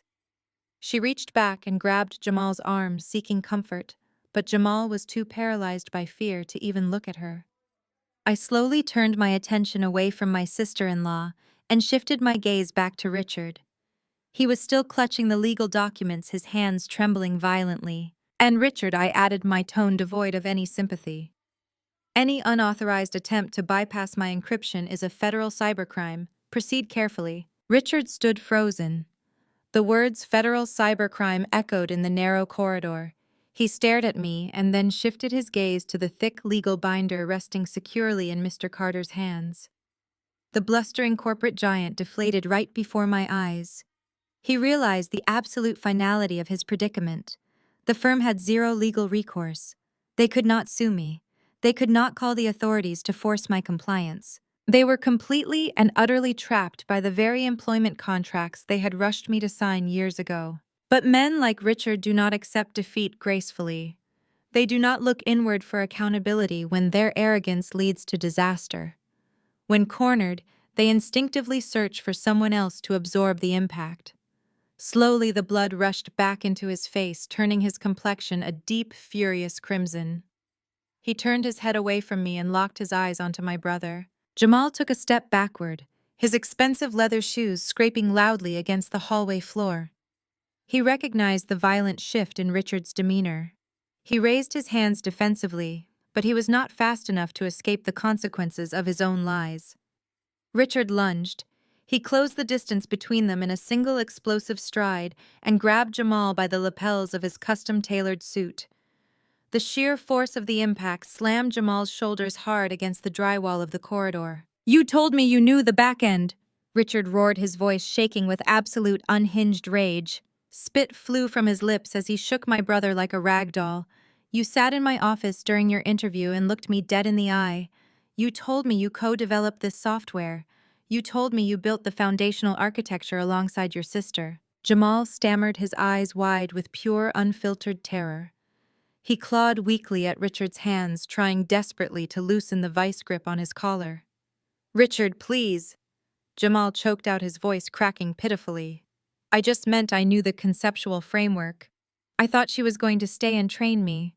I thought she would just hand over the login credentials, and I could manage the team from the top down." "You lied to me," Richard screamed, completely ignoring Jamal's pathetic excuses. "You lied to the executive committee. You claimed you were a senior data architect, disguised as a project manager. You said you had the technical fluency to manage the entire quarterly forecasting model. You do not even know how to bypass a basic security prompt." I stood perfectly still in my doorway, watching my brother crumble.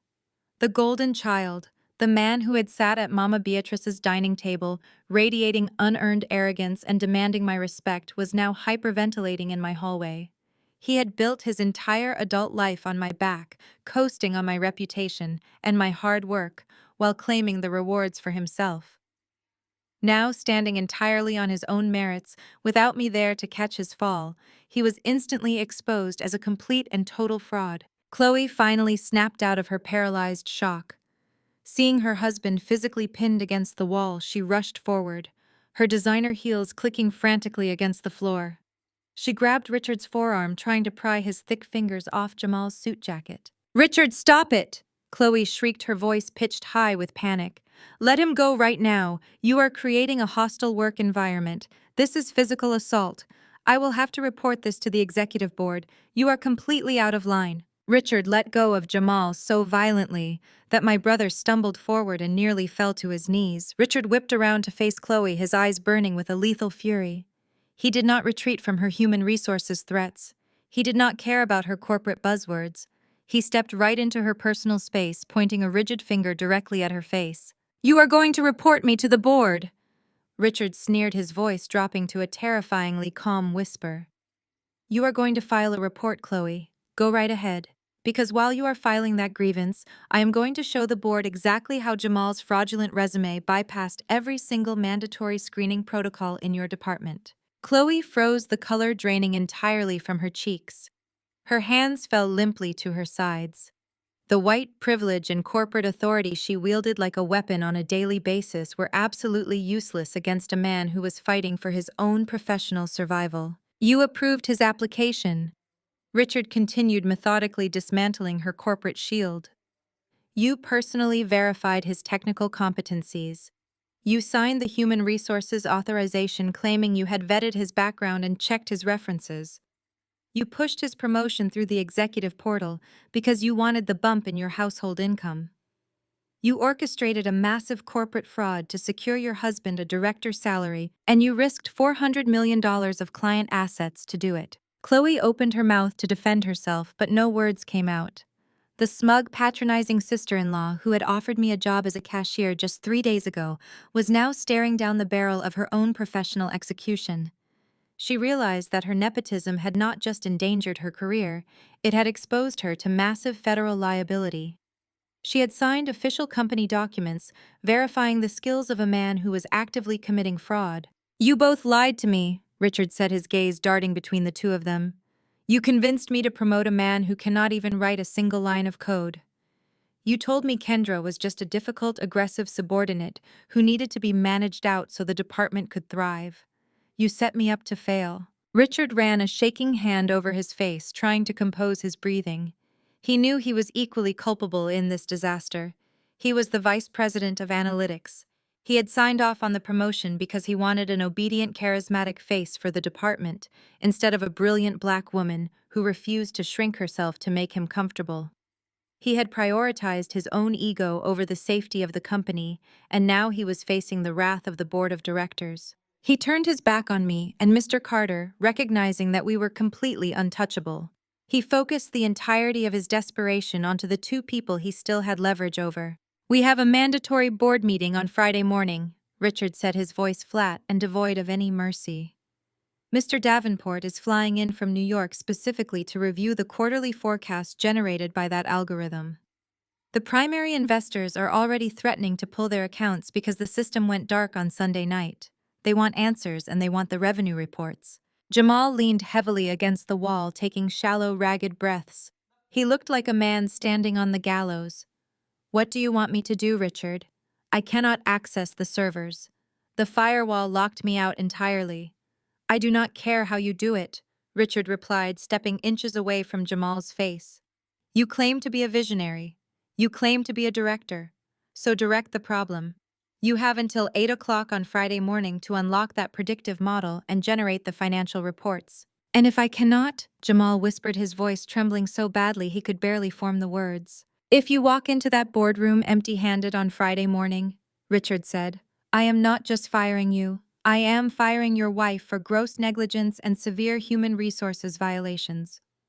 And then I am marching straight to the legal department and filing federal charges against both of you for resume fraud, identity misrepresentation, and corporate sabotage. I will make sure the firm sues you for every single penny of lost revenue. I will take your house. I will take your cars. I will leave you both with absolutely nothing." Chloe let out a strangled, devastated sob. She covered her face with her hands, the reality of her impending financial ruin crashing down on her. The luxury lifestyle she had built on the foundation of my stolen labor was about to be repossessed. There would be no celebratory corporate mixers. There would be no country club catering. There would only be lawyers and bankruptcy. Richard did not offer them a second glance or a single word of comfort. He adjusted the lapels of his wrinkled suit, his chest heaving with exertion. He turned and marched down the brightly lit hallway, his heavy leather shoes echoing loudly against the walls. He jabbed the elevator call button, stepping into the cab, the second the doors opened, leaving my brother and my sister-in-law completely abandoned in the corridor. The soft digital chime of the elevator, doors sliding shut, echoed down the long corridor, sounding like the final bell of a boxing match. Richard was gone, descending to the lobby to face a $400 million disaster of his own making. The heavy silence he left behind in my hallway was absolute, broken only by the jagged, wet sound of Chloe desperately trying to catch her breath. I stood securely inside the threshold of my condo, my arms loosely crossed over my silk robe, completely untouched by the panic radiating from the two people left stranded on my welcome mat. Chloe was no longer the impeccably poised human resources executive who loved to weaponize corporate buzzwords. The smug, patronizing woman who had sashayed into Richard's corner office with my transition paperwork had completely evaporated. In her place was a terrified, weeping reality. Real thick tears streamed down her flushed face, dragging dark streaks of expensive mascara across her cheeks. She was shaking violently, her hands clutching the strap of her designer handbag so tightly her knuckles were stark white. She had built her entire identity around proximity to power and wealth, and Richard had just promised to strip both of those things away from her by Friday morning. Jamal did not comfort his wife. He did not reach out to hold her or assure her that everything would be all right. He could not because he was entirely consumed by his own terror. My older brother turned slowly to face me. The golden child of our family, The man who had been protected, uplifted, and shielded from the consequences of his own mediocrity for his entire life looked absolutely hollow. His broad shoulders slumped forward, ruining the lines of his tailored suit. The arrogant swagger he had paraded at Mama Beatrice's Sunday dinner had been entirely crushed under the weight of actual, undeniable accountability. "Kendra," he whispered, his voice cracking horribly. He took a small, hesitant step toward my open door. "Please." I did not move. I did not soften my expression. I let him stand there and feel the cold reality of his situation. "You have to help me," Jamal pleaded, lifting his hands in a gesture of pure desperation. Sweat beaded on his forehead, catching the bright overhead lights of the corridor. "You heard what Richard said. He is going to fire me. He is going to fire Chloe. They are going to press federal charges for fraud. I will go to prison, Kendra. You have to give me the source code. Just write down the encryption bypass. I can type it in. I can tell Richard I fixed it. Please, I am begging you." I tilted my head, studying the frantic, pathetic display of a man who wanted to wear a crown he did not earn.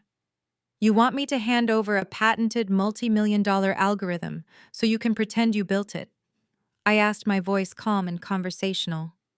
"You want me to give you the keys to my intellectual property so you can save a job you stole from me?" "I did not steal it," Jamal cried out, his voice rising in panic. "Richard offered it to me. He said they needed a different kind of leadership. I did not know you were going to quit. I thought you would stay and manage the back end. I thought we were going to work together as a team." "A team," I repeated, letting a short, bitter laugh escape my lips. "You thought I was going to sit in the basement quietly coding and doing all the heavy lifting while you sat in the director chair and took all the credit. You thought I was going to be your permanent safety net, just like I have been your entire life. You assumed the black tax extended to my career and that I would just hand over my brilliance so you could look like a genius to your white boss and your white wife." Chloe let out a loud, pathetic sob at the mention of her name, but I did not even glance in her direction. My focus was entirely on my brother. "Kendra, I have a mortgage." Jamal begged, tears now welling in his own eyes. "I have a $6,000 a month mortgage on a house I just bought because Richard promised me this salary. I have 2 car payments. The BMW you put the down payment on.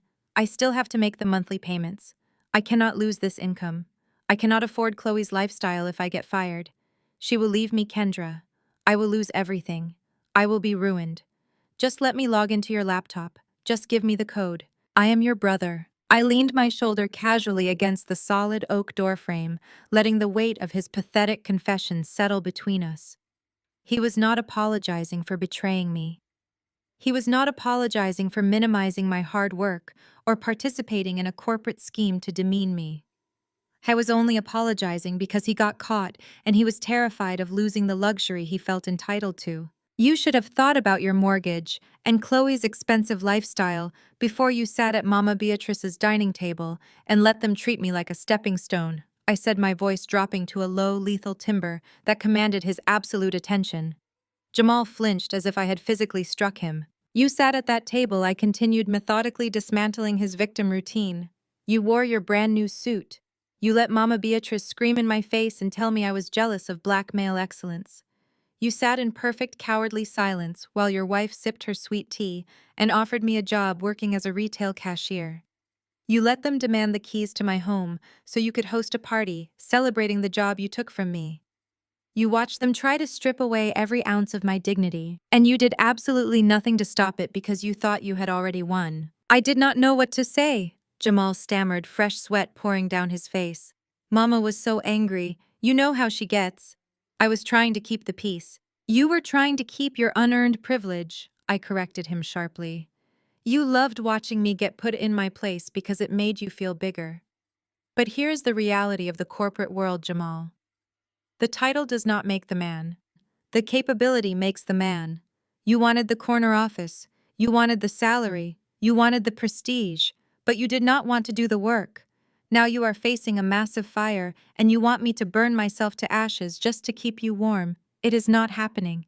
"Kendra, please!" Chloe suddenly cried out, stepping forward and reaching a trembling hand toward me. "We are sorry. We are so sorry. We will talk to Richard. We will tell him to give you the promotion. We will fix it. Just please do not let us go to jail." "You cannot fix anything," Chloe, I replied, shutting her down instantly. You processed my immediate resignation. You terminated my contract. You sealed your own fate. I suggest you spend the next 48 hours updating your own resume instead of crying in my hallway. Jamal's desperation suddenly shifted into something darker, something frantic and reckless. The realization that his tears and emotional manipulation were completely failing to move me caused a visible fracture in his composure. His breathing became heavy and erratic. He looked at the slight gap between my body and the doorframe. He looked past me, trying to peer into my living room, searching for my laptop. I just need the code, Jamal muttered, his eyes wide and wild. I just need to copy the bypass sequence. It will take 2 minutes. He lunged forward. Jamal threw his weight toward the door, trying to push his way past me into my home. He reached his hand out, attempting to grab the edge of the door to force it open wider. It was the desperate, unthinking action of a cornered animal willing to use physical intimidation to get what it needed. Before Jamal could even make contact with the wood, a large, impeccably tailored arm shot out from behind me. Mr. Carter moved with terrifying protective speed. He stepped firmly into the space between me and my brother, his broad shoulders completely blocking Jamal's path. He brought his large hand up, catching Jamal squarely in the chest and shoving him backward with a surge of undeniable physical authority. Jamal stumbled backward, his dress shoes slipping on the carpeted hallway floor.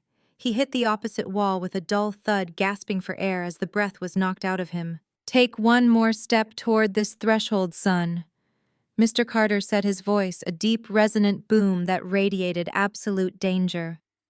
"Take one more step into my client's home, and I will not just call the police for trespassing.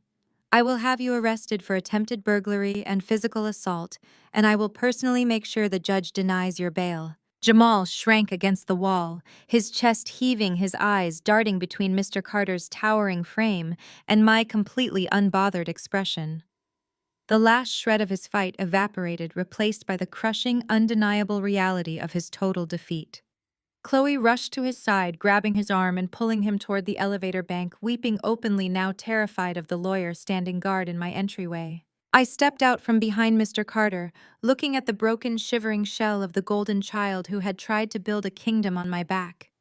"Tell Richard I wish you both the best of luck at Friday's board meeting," I said, my voice perfectly smooth and devastatingly final. "I hear Mr. Davenport is incredibly unforgiving when it comes to fraud." I reached out, wrapped my hand firmly around the brass handle of the heavy oak door, and slowly, deliberately pulled it shut right in my brother's weeping face. The heavy deadbolt slid into place with a loud, satisfying mechanical click, sealing them outside in the hallway to face their ruin, while I remained safely inside, completely untouched and entirely free. Friday morning arrived with the kind of brutal, high-stakes energy that only exists when hundreds of millions of dollars are actively evaporating. Inside the glass-walled executive boardroom, at the firm's downtown headquarters, the atmosphere was suffocatingly tense. The room was packed with senior partners, anxious vice presidents, and the primary stakeholders who demanded absolute perfection. At the head of the massive mahogany table sat Mr. Davenport, who was a ruthless self-made billionaire and the firm's lead investor. He did not build his empire by tolerating incompetence, and right now his eyes were fixed on the presentation screen with lethal intensity. The portfolios were bleeding out in real time, missing critical trades and ignoring global market shifts because the system was entirely blind. Standing at the front of the room, gripping the edges of the digital podium, was my brother. Jamal was sweating so profusely that large dark patches had formed under the arms of his tailored suit. His hands were shaking violently as he blindly clicked a laser pointer at the massive screen behind him. Instead of the sleek, automated financial forecasts, the board was accustomed to seeing the screen displayed nothing but cascading rows of brutal red error logs and terminal access denied prompts. Jamal swallowed hard, his throat bobbing, unable to articulate a single coherent sentence. He clicked the mouse again, triggering a loud, obnoxious warning chime from the server that echoed through the silent boardroom. Mr. Davenport leaned forward, resting his heavy forearms on the table. He did not yell. His voice was dangerously quiet as he asked Jamal a very simple, direct question about the quarterly projections for their largest institutional client. He asked him to explain the data variance logic that the algorithm was supposed to be processing. Jamal froze. He looked at the error codes on the screen, looked at his expensive leather shoes, and then cast a desperate, panicked glance toward Richard. The great visionary, the man who had claimed he possessed the dynamic leadership skills necessary to drive synergy, was completely mute. He was shrinking under the gaze of men who demanded actual results, not empty corporate buzzwords. He could not even fake his way through the explanation because he lacked the fundamental vocabulary to understand the question. In that agonizing silence, the reality of the situation finally crushed the golden child. Jamal realized that Mama Beatrice could not save him here. The toxic family dynamics, the manipulative guilt trips, and the crushing weight of the black tax held absolutely zero currency in a room full of billionaires demanding a return on their investment. For the first time in his life, my brother had to stand entirely on his own merits, and he was collapsing under the weight of his own fraud. Richard jumped out of his chair, buttoning his jacket in a frantic attempt to redirect the sheer hostility radiating from the board. He stepped in front of Jamal, physically shielding his catastrophic diversity hire from Mr. Davenport's wrath. Richard plastered on a calm, authoritative smile that was entirely betrayed by the nervous twitch in his jaw.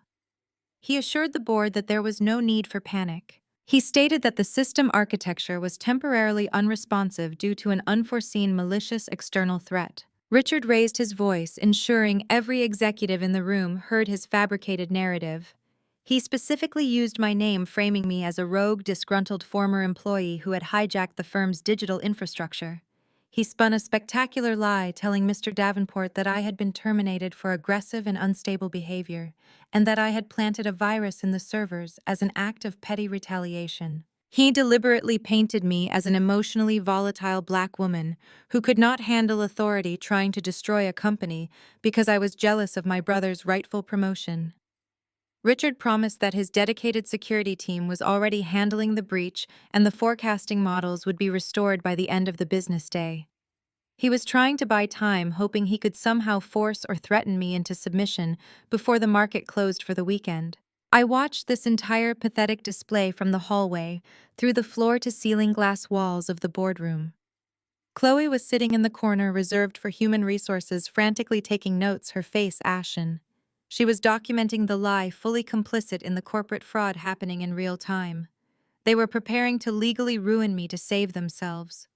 They were building the narrative that would send me to federal prison, all to protect Richard's ego and Jamal's unearned paycheck. They thought I was sitting at home, terrified of their power, waiting for their lawyers to destroy my life. I signaled to Mr. Carter, who stood right beside me, flanked by two sharp junior paralegals holding heavy leather briefcases. I smoothed the lapels of my flawless tailored crimson suit. I had chosen the color deliberately. It was powerful, unapologetic, and commanded absolute attention. I was not walking in as a defeated subordinate begging for my job. I was walking in as the owner of the most valuable asset in the building, ready to completely dismantle the hierarchy that tried to bury me. I did not knock. I did not wait for an administrative assistant to announce my arrival. I pushed the heavy double doors of the boardroom wide open. The thick wood hit the rubber stoppers with a loud, definitive thud that instantly silenced Richard mid-sentence. Every head in the room snapped toward the entrance. Jamal let out a sharp gasp, stepping backward until his spine hit the presentation screen. Richard's mouth dropped open, all the color draining from his face, as he realized his carefully constructed lies had just collided with absolute reality.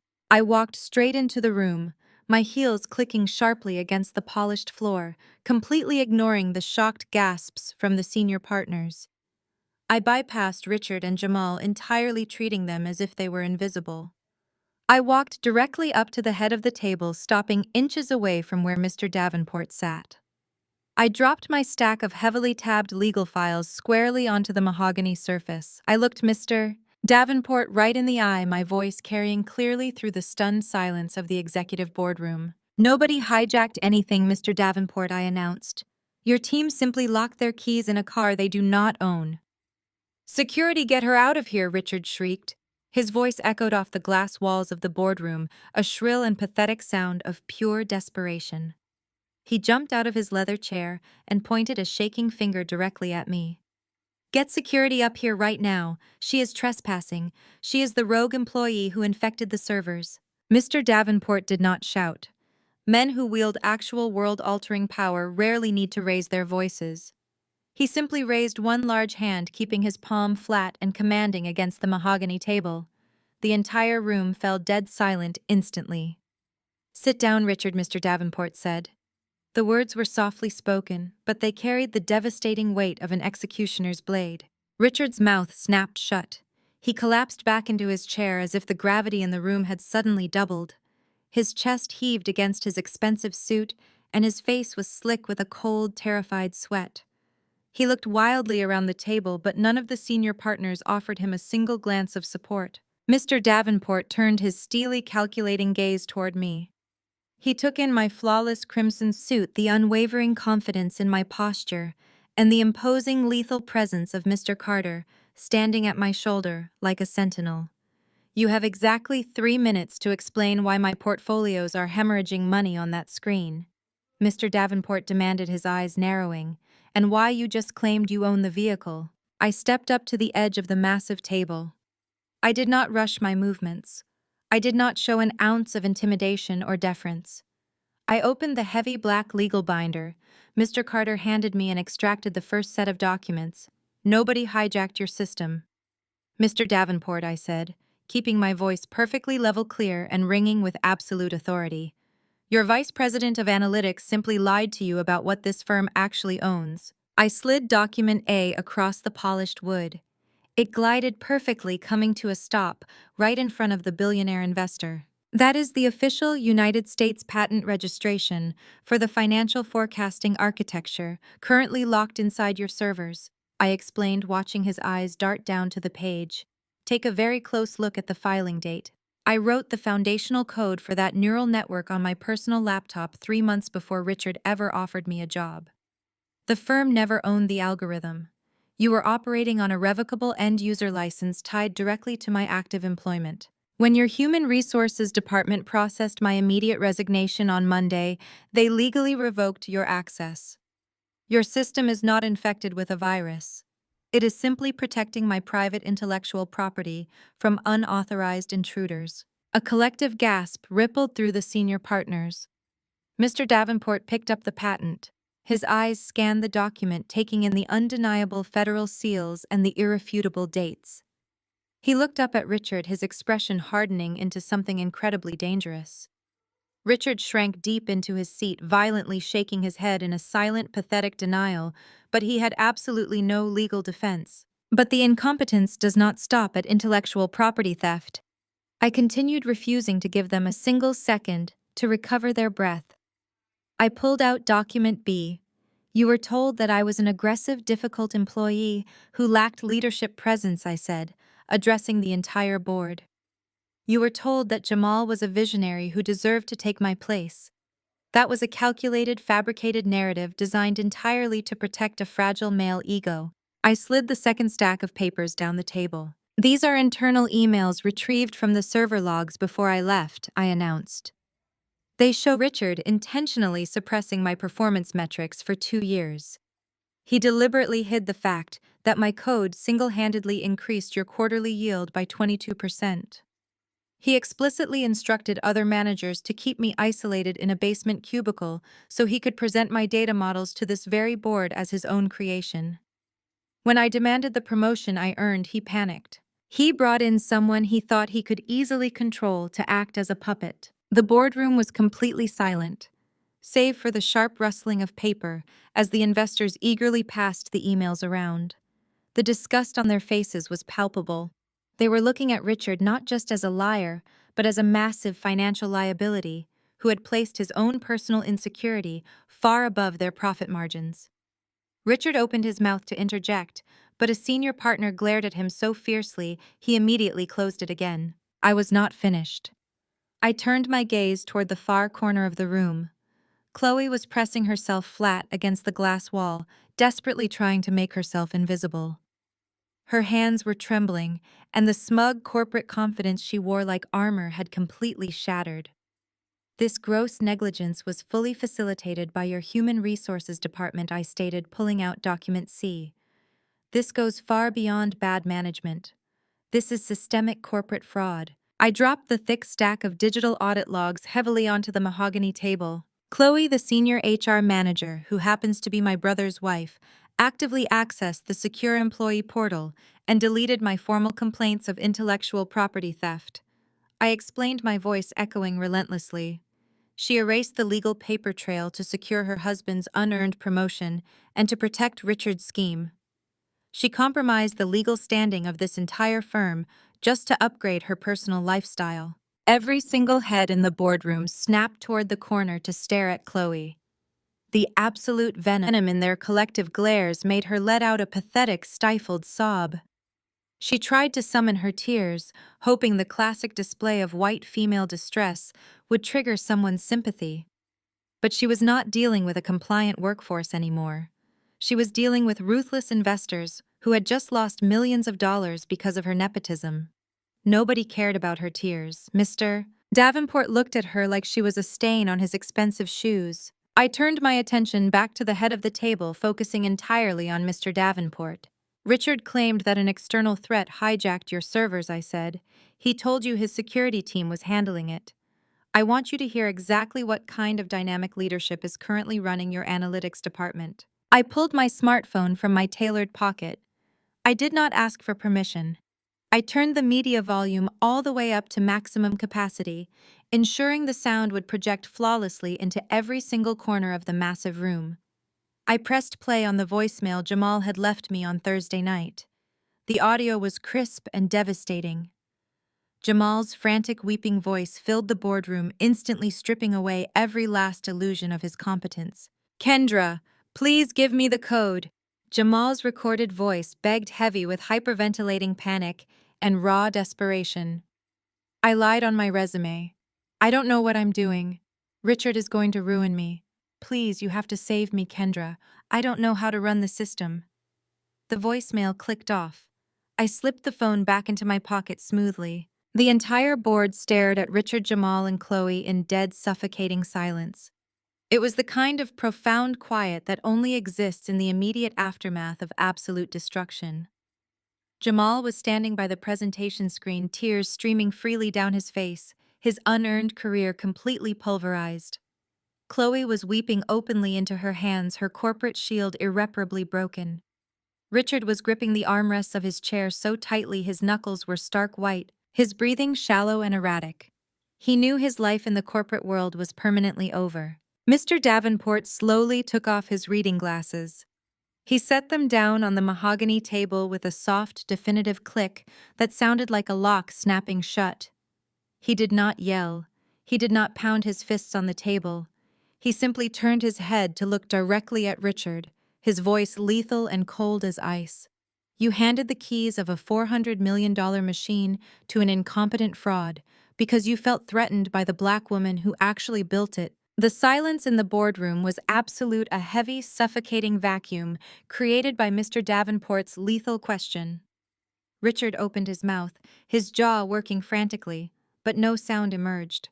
He looked like a fish thrown onto the deck of a boat, gasping for air in an environment he could no longer survive.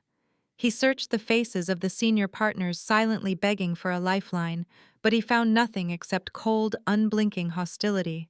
Billionaires do not forgive executives who jeopardize their wealth to soothe their own insecurities. Mr. Davenport did not wait for Richard to formulate a pathetic excuse. He turned his chair slightly, shifting his entire focus away from the disgraced vice president and directing his piercing gaze entirely onto me. The tension in the room pivoted. Davenport was a man who understood leverage, and he recognized immediately that he possessed absolutely none. I held the patent. I held the encryption keys. I held the survival of his $400 million portfolio in the palm of my hand. He leaned back, resting his hands flat on the mahogany table. You did not come here just to burn down Richard's career, Kendra. Mr. Davenport said, his voice dropping to a smooth, calculating register. You brought your legal counsel. You brought the receipts. You have a solution to this crisis and you have a price. Name it. I did not smile. I did not show an ounce of eagerness. I reached into Mr. Carter's black leather binder and pulled out a pristine 50-page legal document. I slid it across the long expanse of the boardroom table, watching it glide perfectly until it came to a halt directly in front of Mr. Davenport. "I am not interested in getting my job back," I announced, my voice carrying clearly across the room. "I am not interested in an office, a title bump, or a revised compensation package. I am transitioning from an employee to an independent vendor. That document is an exclusive, non-transferable enterprise licensing agreement. My newly formed corporation will grant your board direct, uninterrupted access to the predictive financial algorithm. You will bypass the executive analytics tier completely. The cost of that access is a $5 million annual licensing fee payable at the start of each fiscal year. Furthermore, the contract includes a mandatory $2 million retroactive compensation clause for the uncompensated development labor I provided while under Richard's deeply flawed supervision." A sharp intake of breath echoed from the far end of the table. $7 million was a staggering demand, but in the context of saving a $400 million asset, it was a necessary ransom. Richard leaped out of his chair, his face flushing a dangerous shade of purple. "You cannot possibly entertain this," he screamed, pointing wildly at the contract. "She is extorting us. We can build a new system. We can hire a team of developers to reverse engineer the forecasting models." Mr. Davenport slammed his hand down on the table, the sharp, violent crack of flesh against wood instantly shutting Richard up. "Reverse engineer it with what time?" Richard Davenport roared, finally unleashing the terrifying anger he had been keeping tightly coiled. "We are bleeding capital by the minute. Our institutional investors are threatening to withdraw their funds before the market closes today. You lied to this board. I'll beride the performance metrics of the only person keeping your department afloat, and you handed administrative control to a man who literally admitted on a recorded voicemail that he committed resume fraud." Davenport pulled a gold pen from his inner jacket pocket. He did not even hand the contract to his general counsel for review. He knew Mr. Carter's reputation, and he knew the documents were ironclad.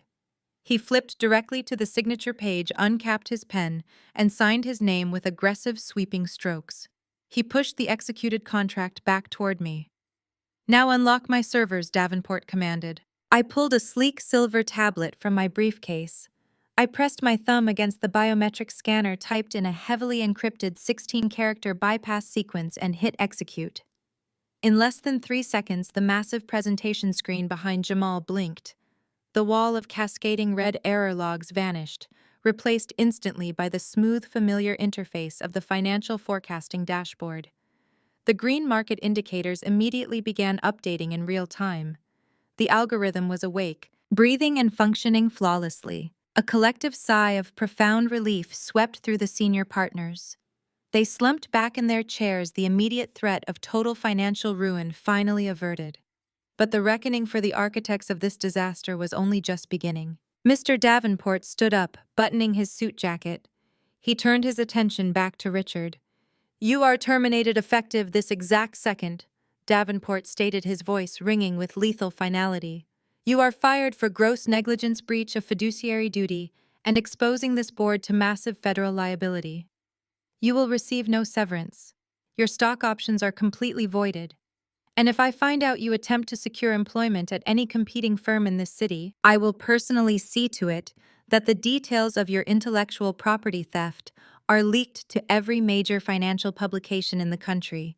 You are done in this industry." Richard staggered backward, as if he had been physically struck. His mouth opened and closed, but his corporate authority had been entirely vaporized. He looked around the room, realizing that the old guard network he relied on to protect him had completely abandoned him. Davenport was not finished. He turned his gaze toward the corner of the room. Chloe was pressing herself against the glass wall, weeping hysterically, her designer makeup running in dark, messy streaks down her pale face. As for human resources, Davenport continued, gesturing sharply to his general counsel. "Contact the federal authorities. I want a full investigation into the hiring practices of this department.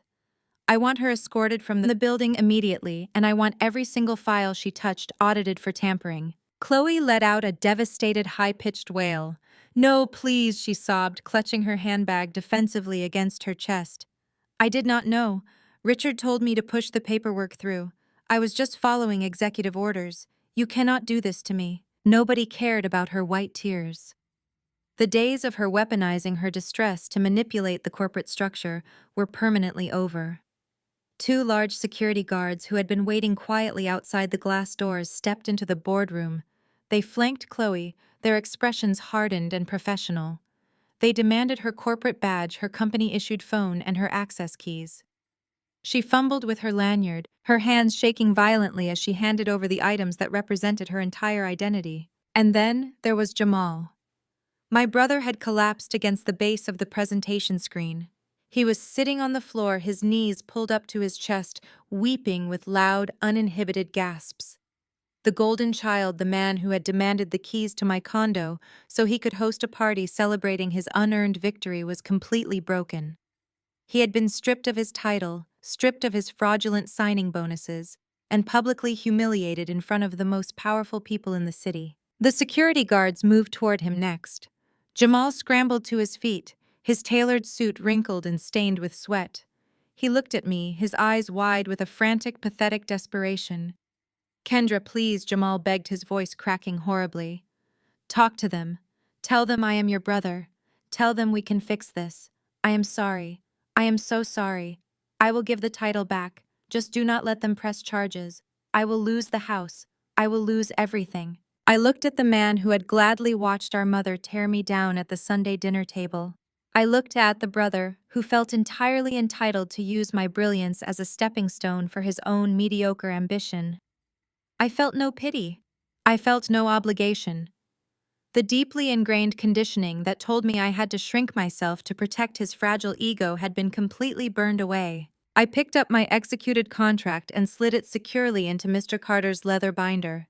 I turned my back on Jamal, refusing to offer him a single word of comfort or salvation. I walked straight out of the boardroom, my heels clicking sharply against the floor, leaving him sobbing in the hands of corporate security. I stepped into the elevator, the heavy metal doors sliding shut, cutting off the chaotic sounds of the executive floor. As the cab descended toward the lobby, I felt a massive physical weight lift entirely off my shoulders. I was breathing air that finally belonged to me. As I walked across the polished marble floor of the main lobby, my personal phone began to vibrate violently in my pocket. I pulled it out and looked at the caller identification. It was Mama Beatrice. Chloe had clearly texted the second the security guards grabbed her arms. News travels fast when the golden child's kingdom collapses. I swiped the green icon and brought the phone to my ear. "Kendra, baby girl." Mama Beatrice's voice flowed through the speaker. It was thick with a sugary manufactured sweetness that made my stomach turn. It was the exact tone she used when she needed something completely devoid of the venom and screaming she had unleashed on Sunday night. "I heard what those awful people did to your brother." Chloe just called me, crying hysterically. "They are talking about federal fraud charges, Kendra. They are going to take his house."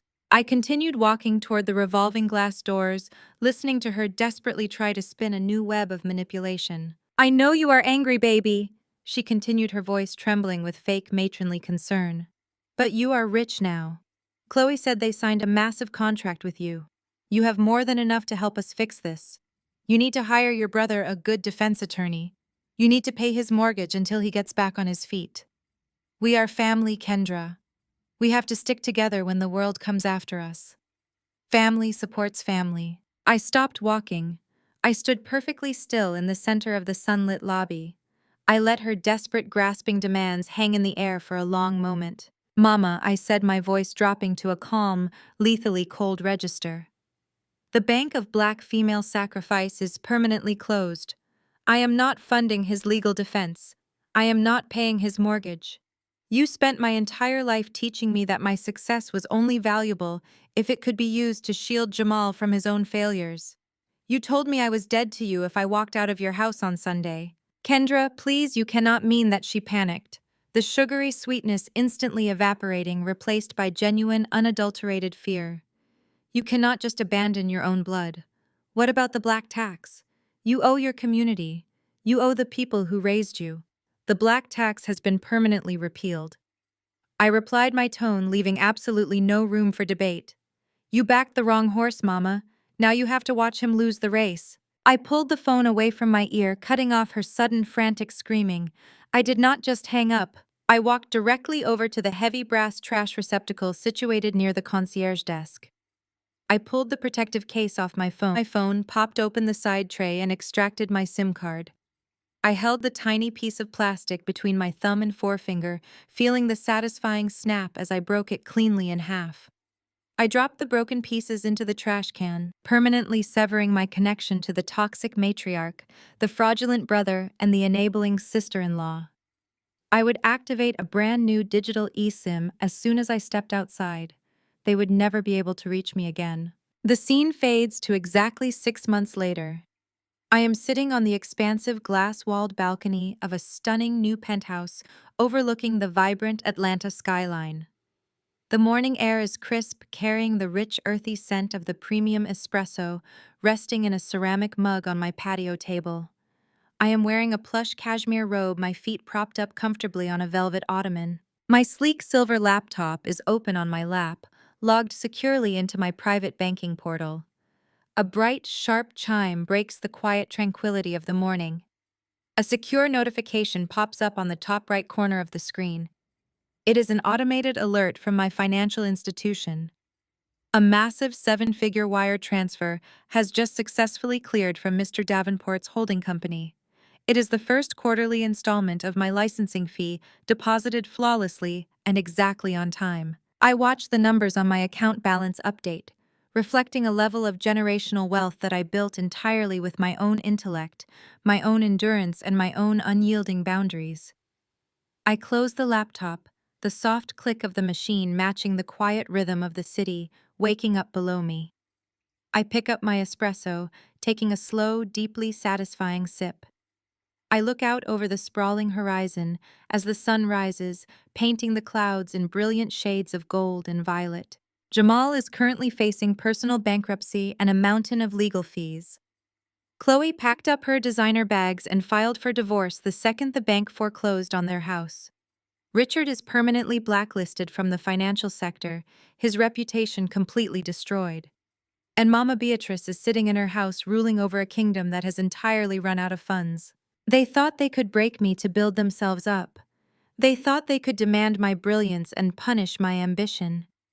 But sitting here bathed in the warmth of the morning sun, completely untouched by their chaos, I know the absolute truth. I did not just survive them, I surpassed them, and I am entirely unapologetically free. The greatest lesson from this story is that loyalty to a toxic environment only guarantees your destruction. Never shrink your brilliance or sacrifice your peace to make incompetent people comfortable. Whether facing a manipulative corporate hierarchy or a dysfunctional family dynamic, toxic enablers will gladly use your silent labor to build their own empires. You must fiercely know your worth, secure your ownership, and protect your boundaries. True freedom and success arrive the moment you stop begging for a seat at a table that truly disrespects you and instead boldly walk away to build a powerful empire of your own. If you are ready to stop carrying the weight of other people's failures and start claiming your own power, hit the like button, subscribe, and share your story of walking away from toxicity in the comments below.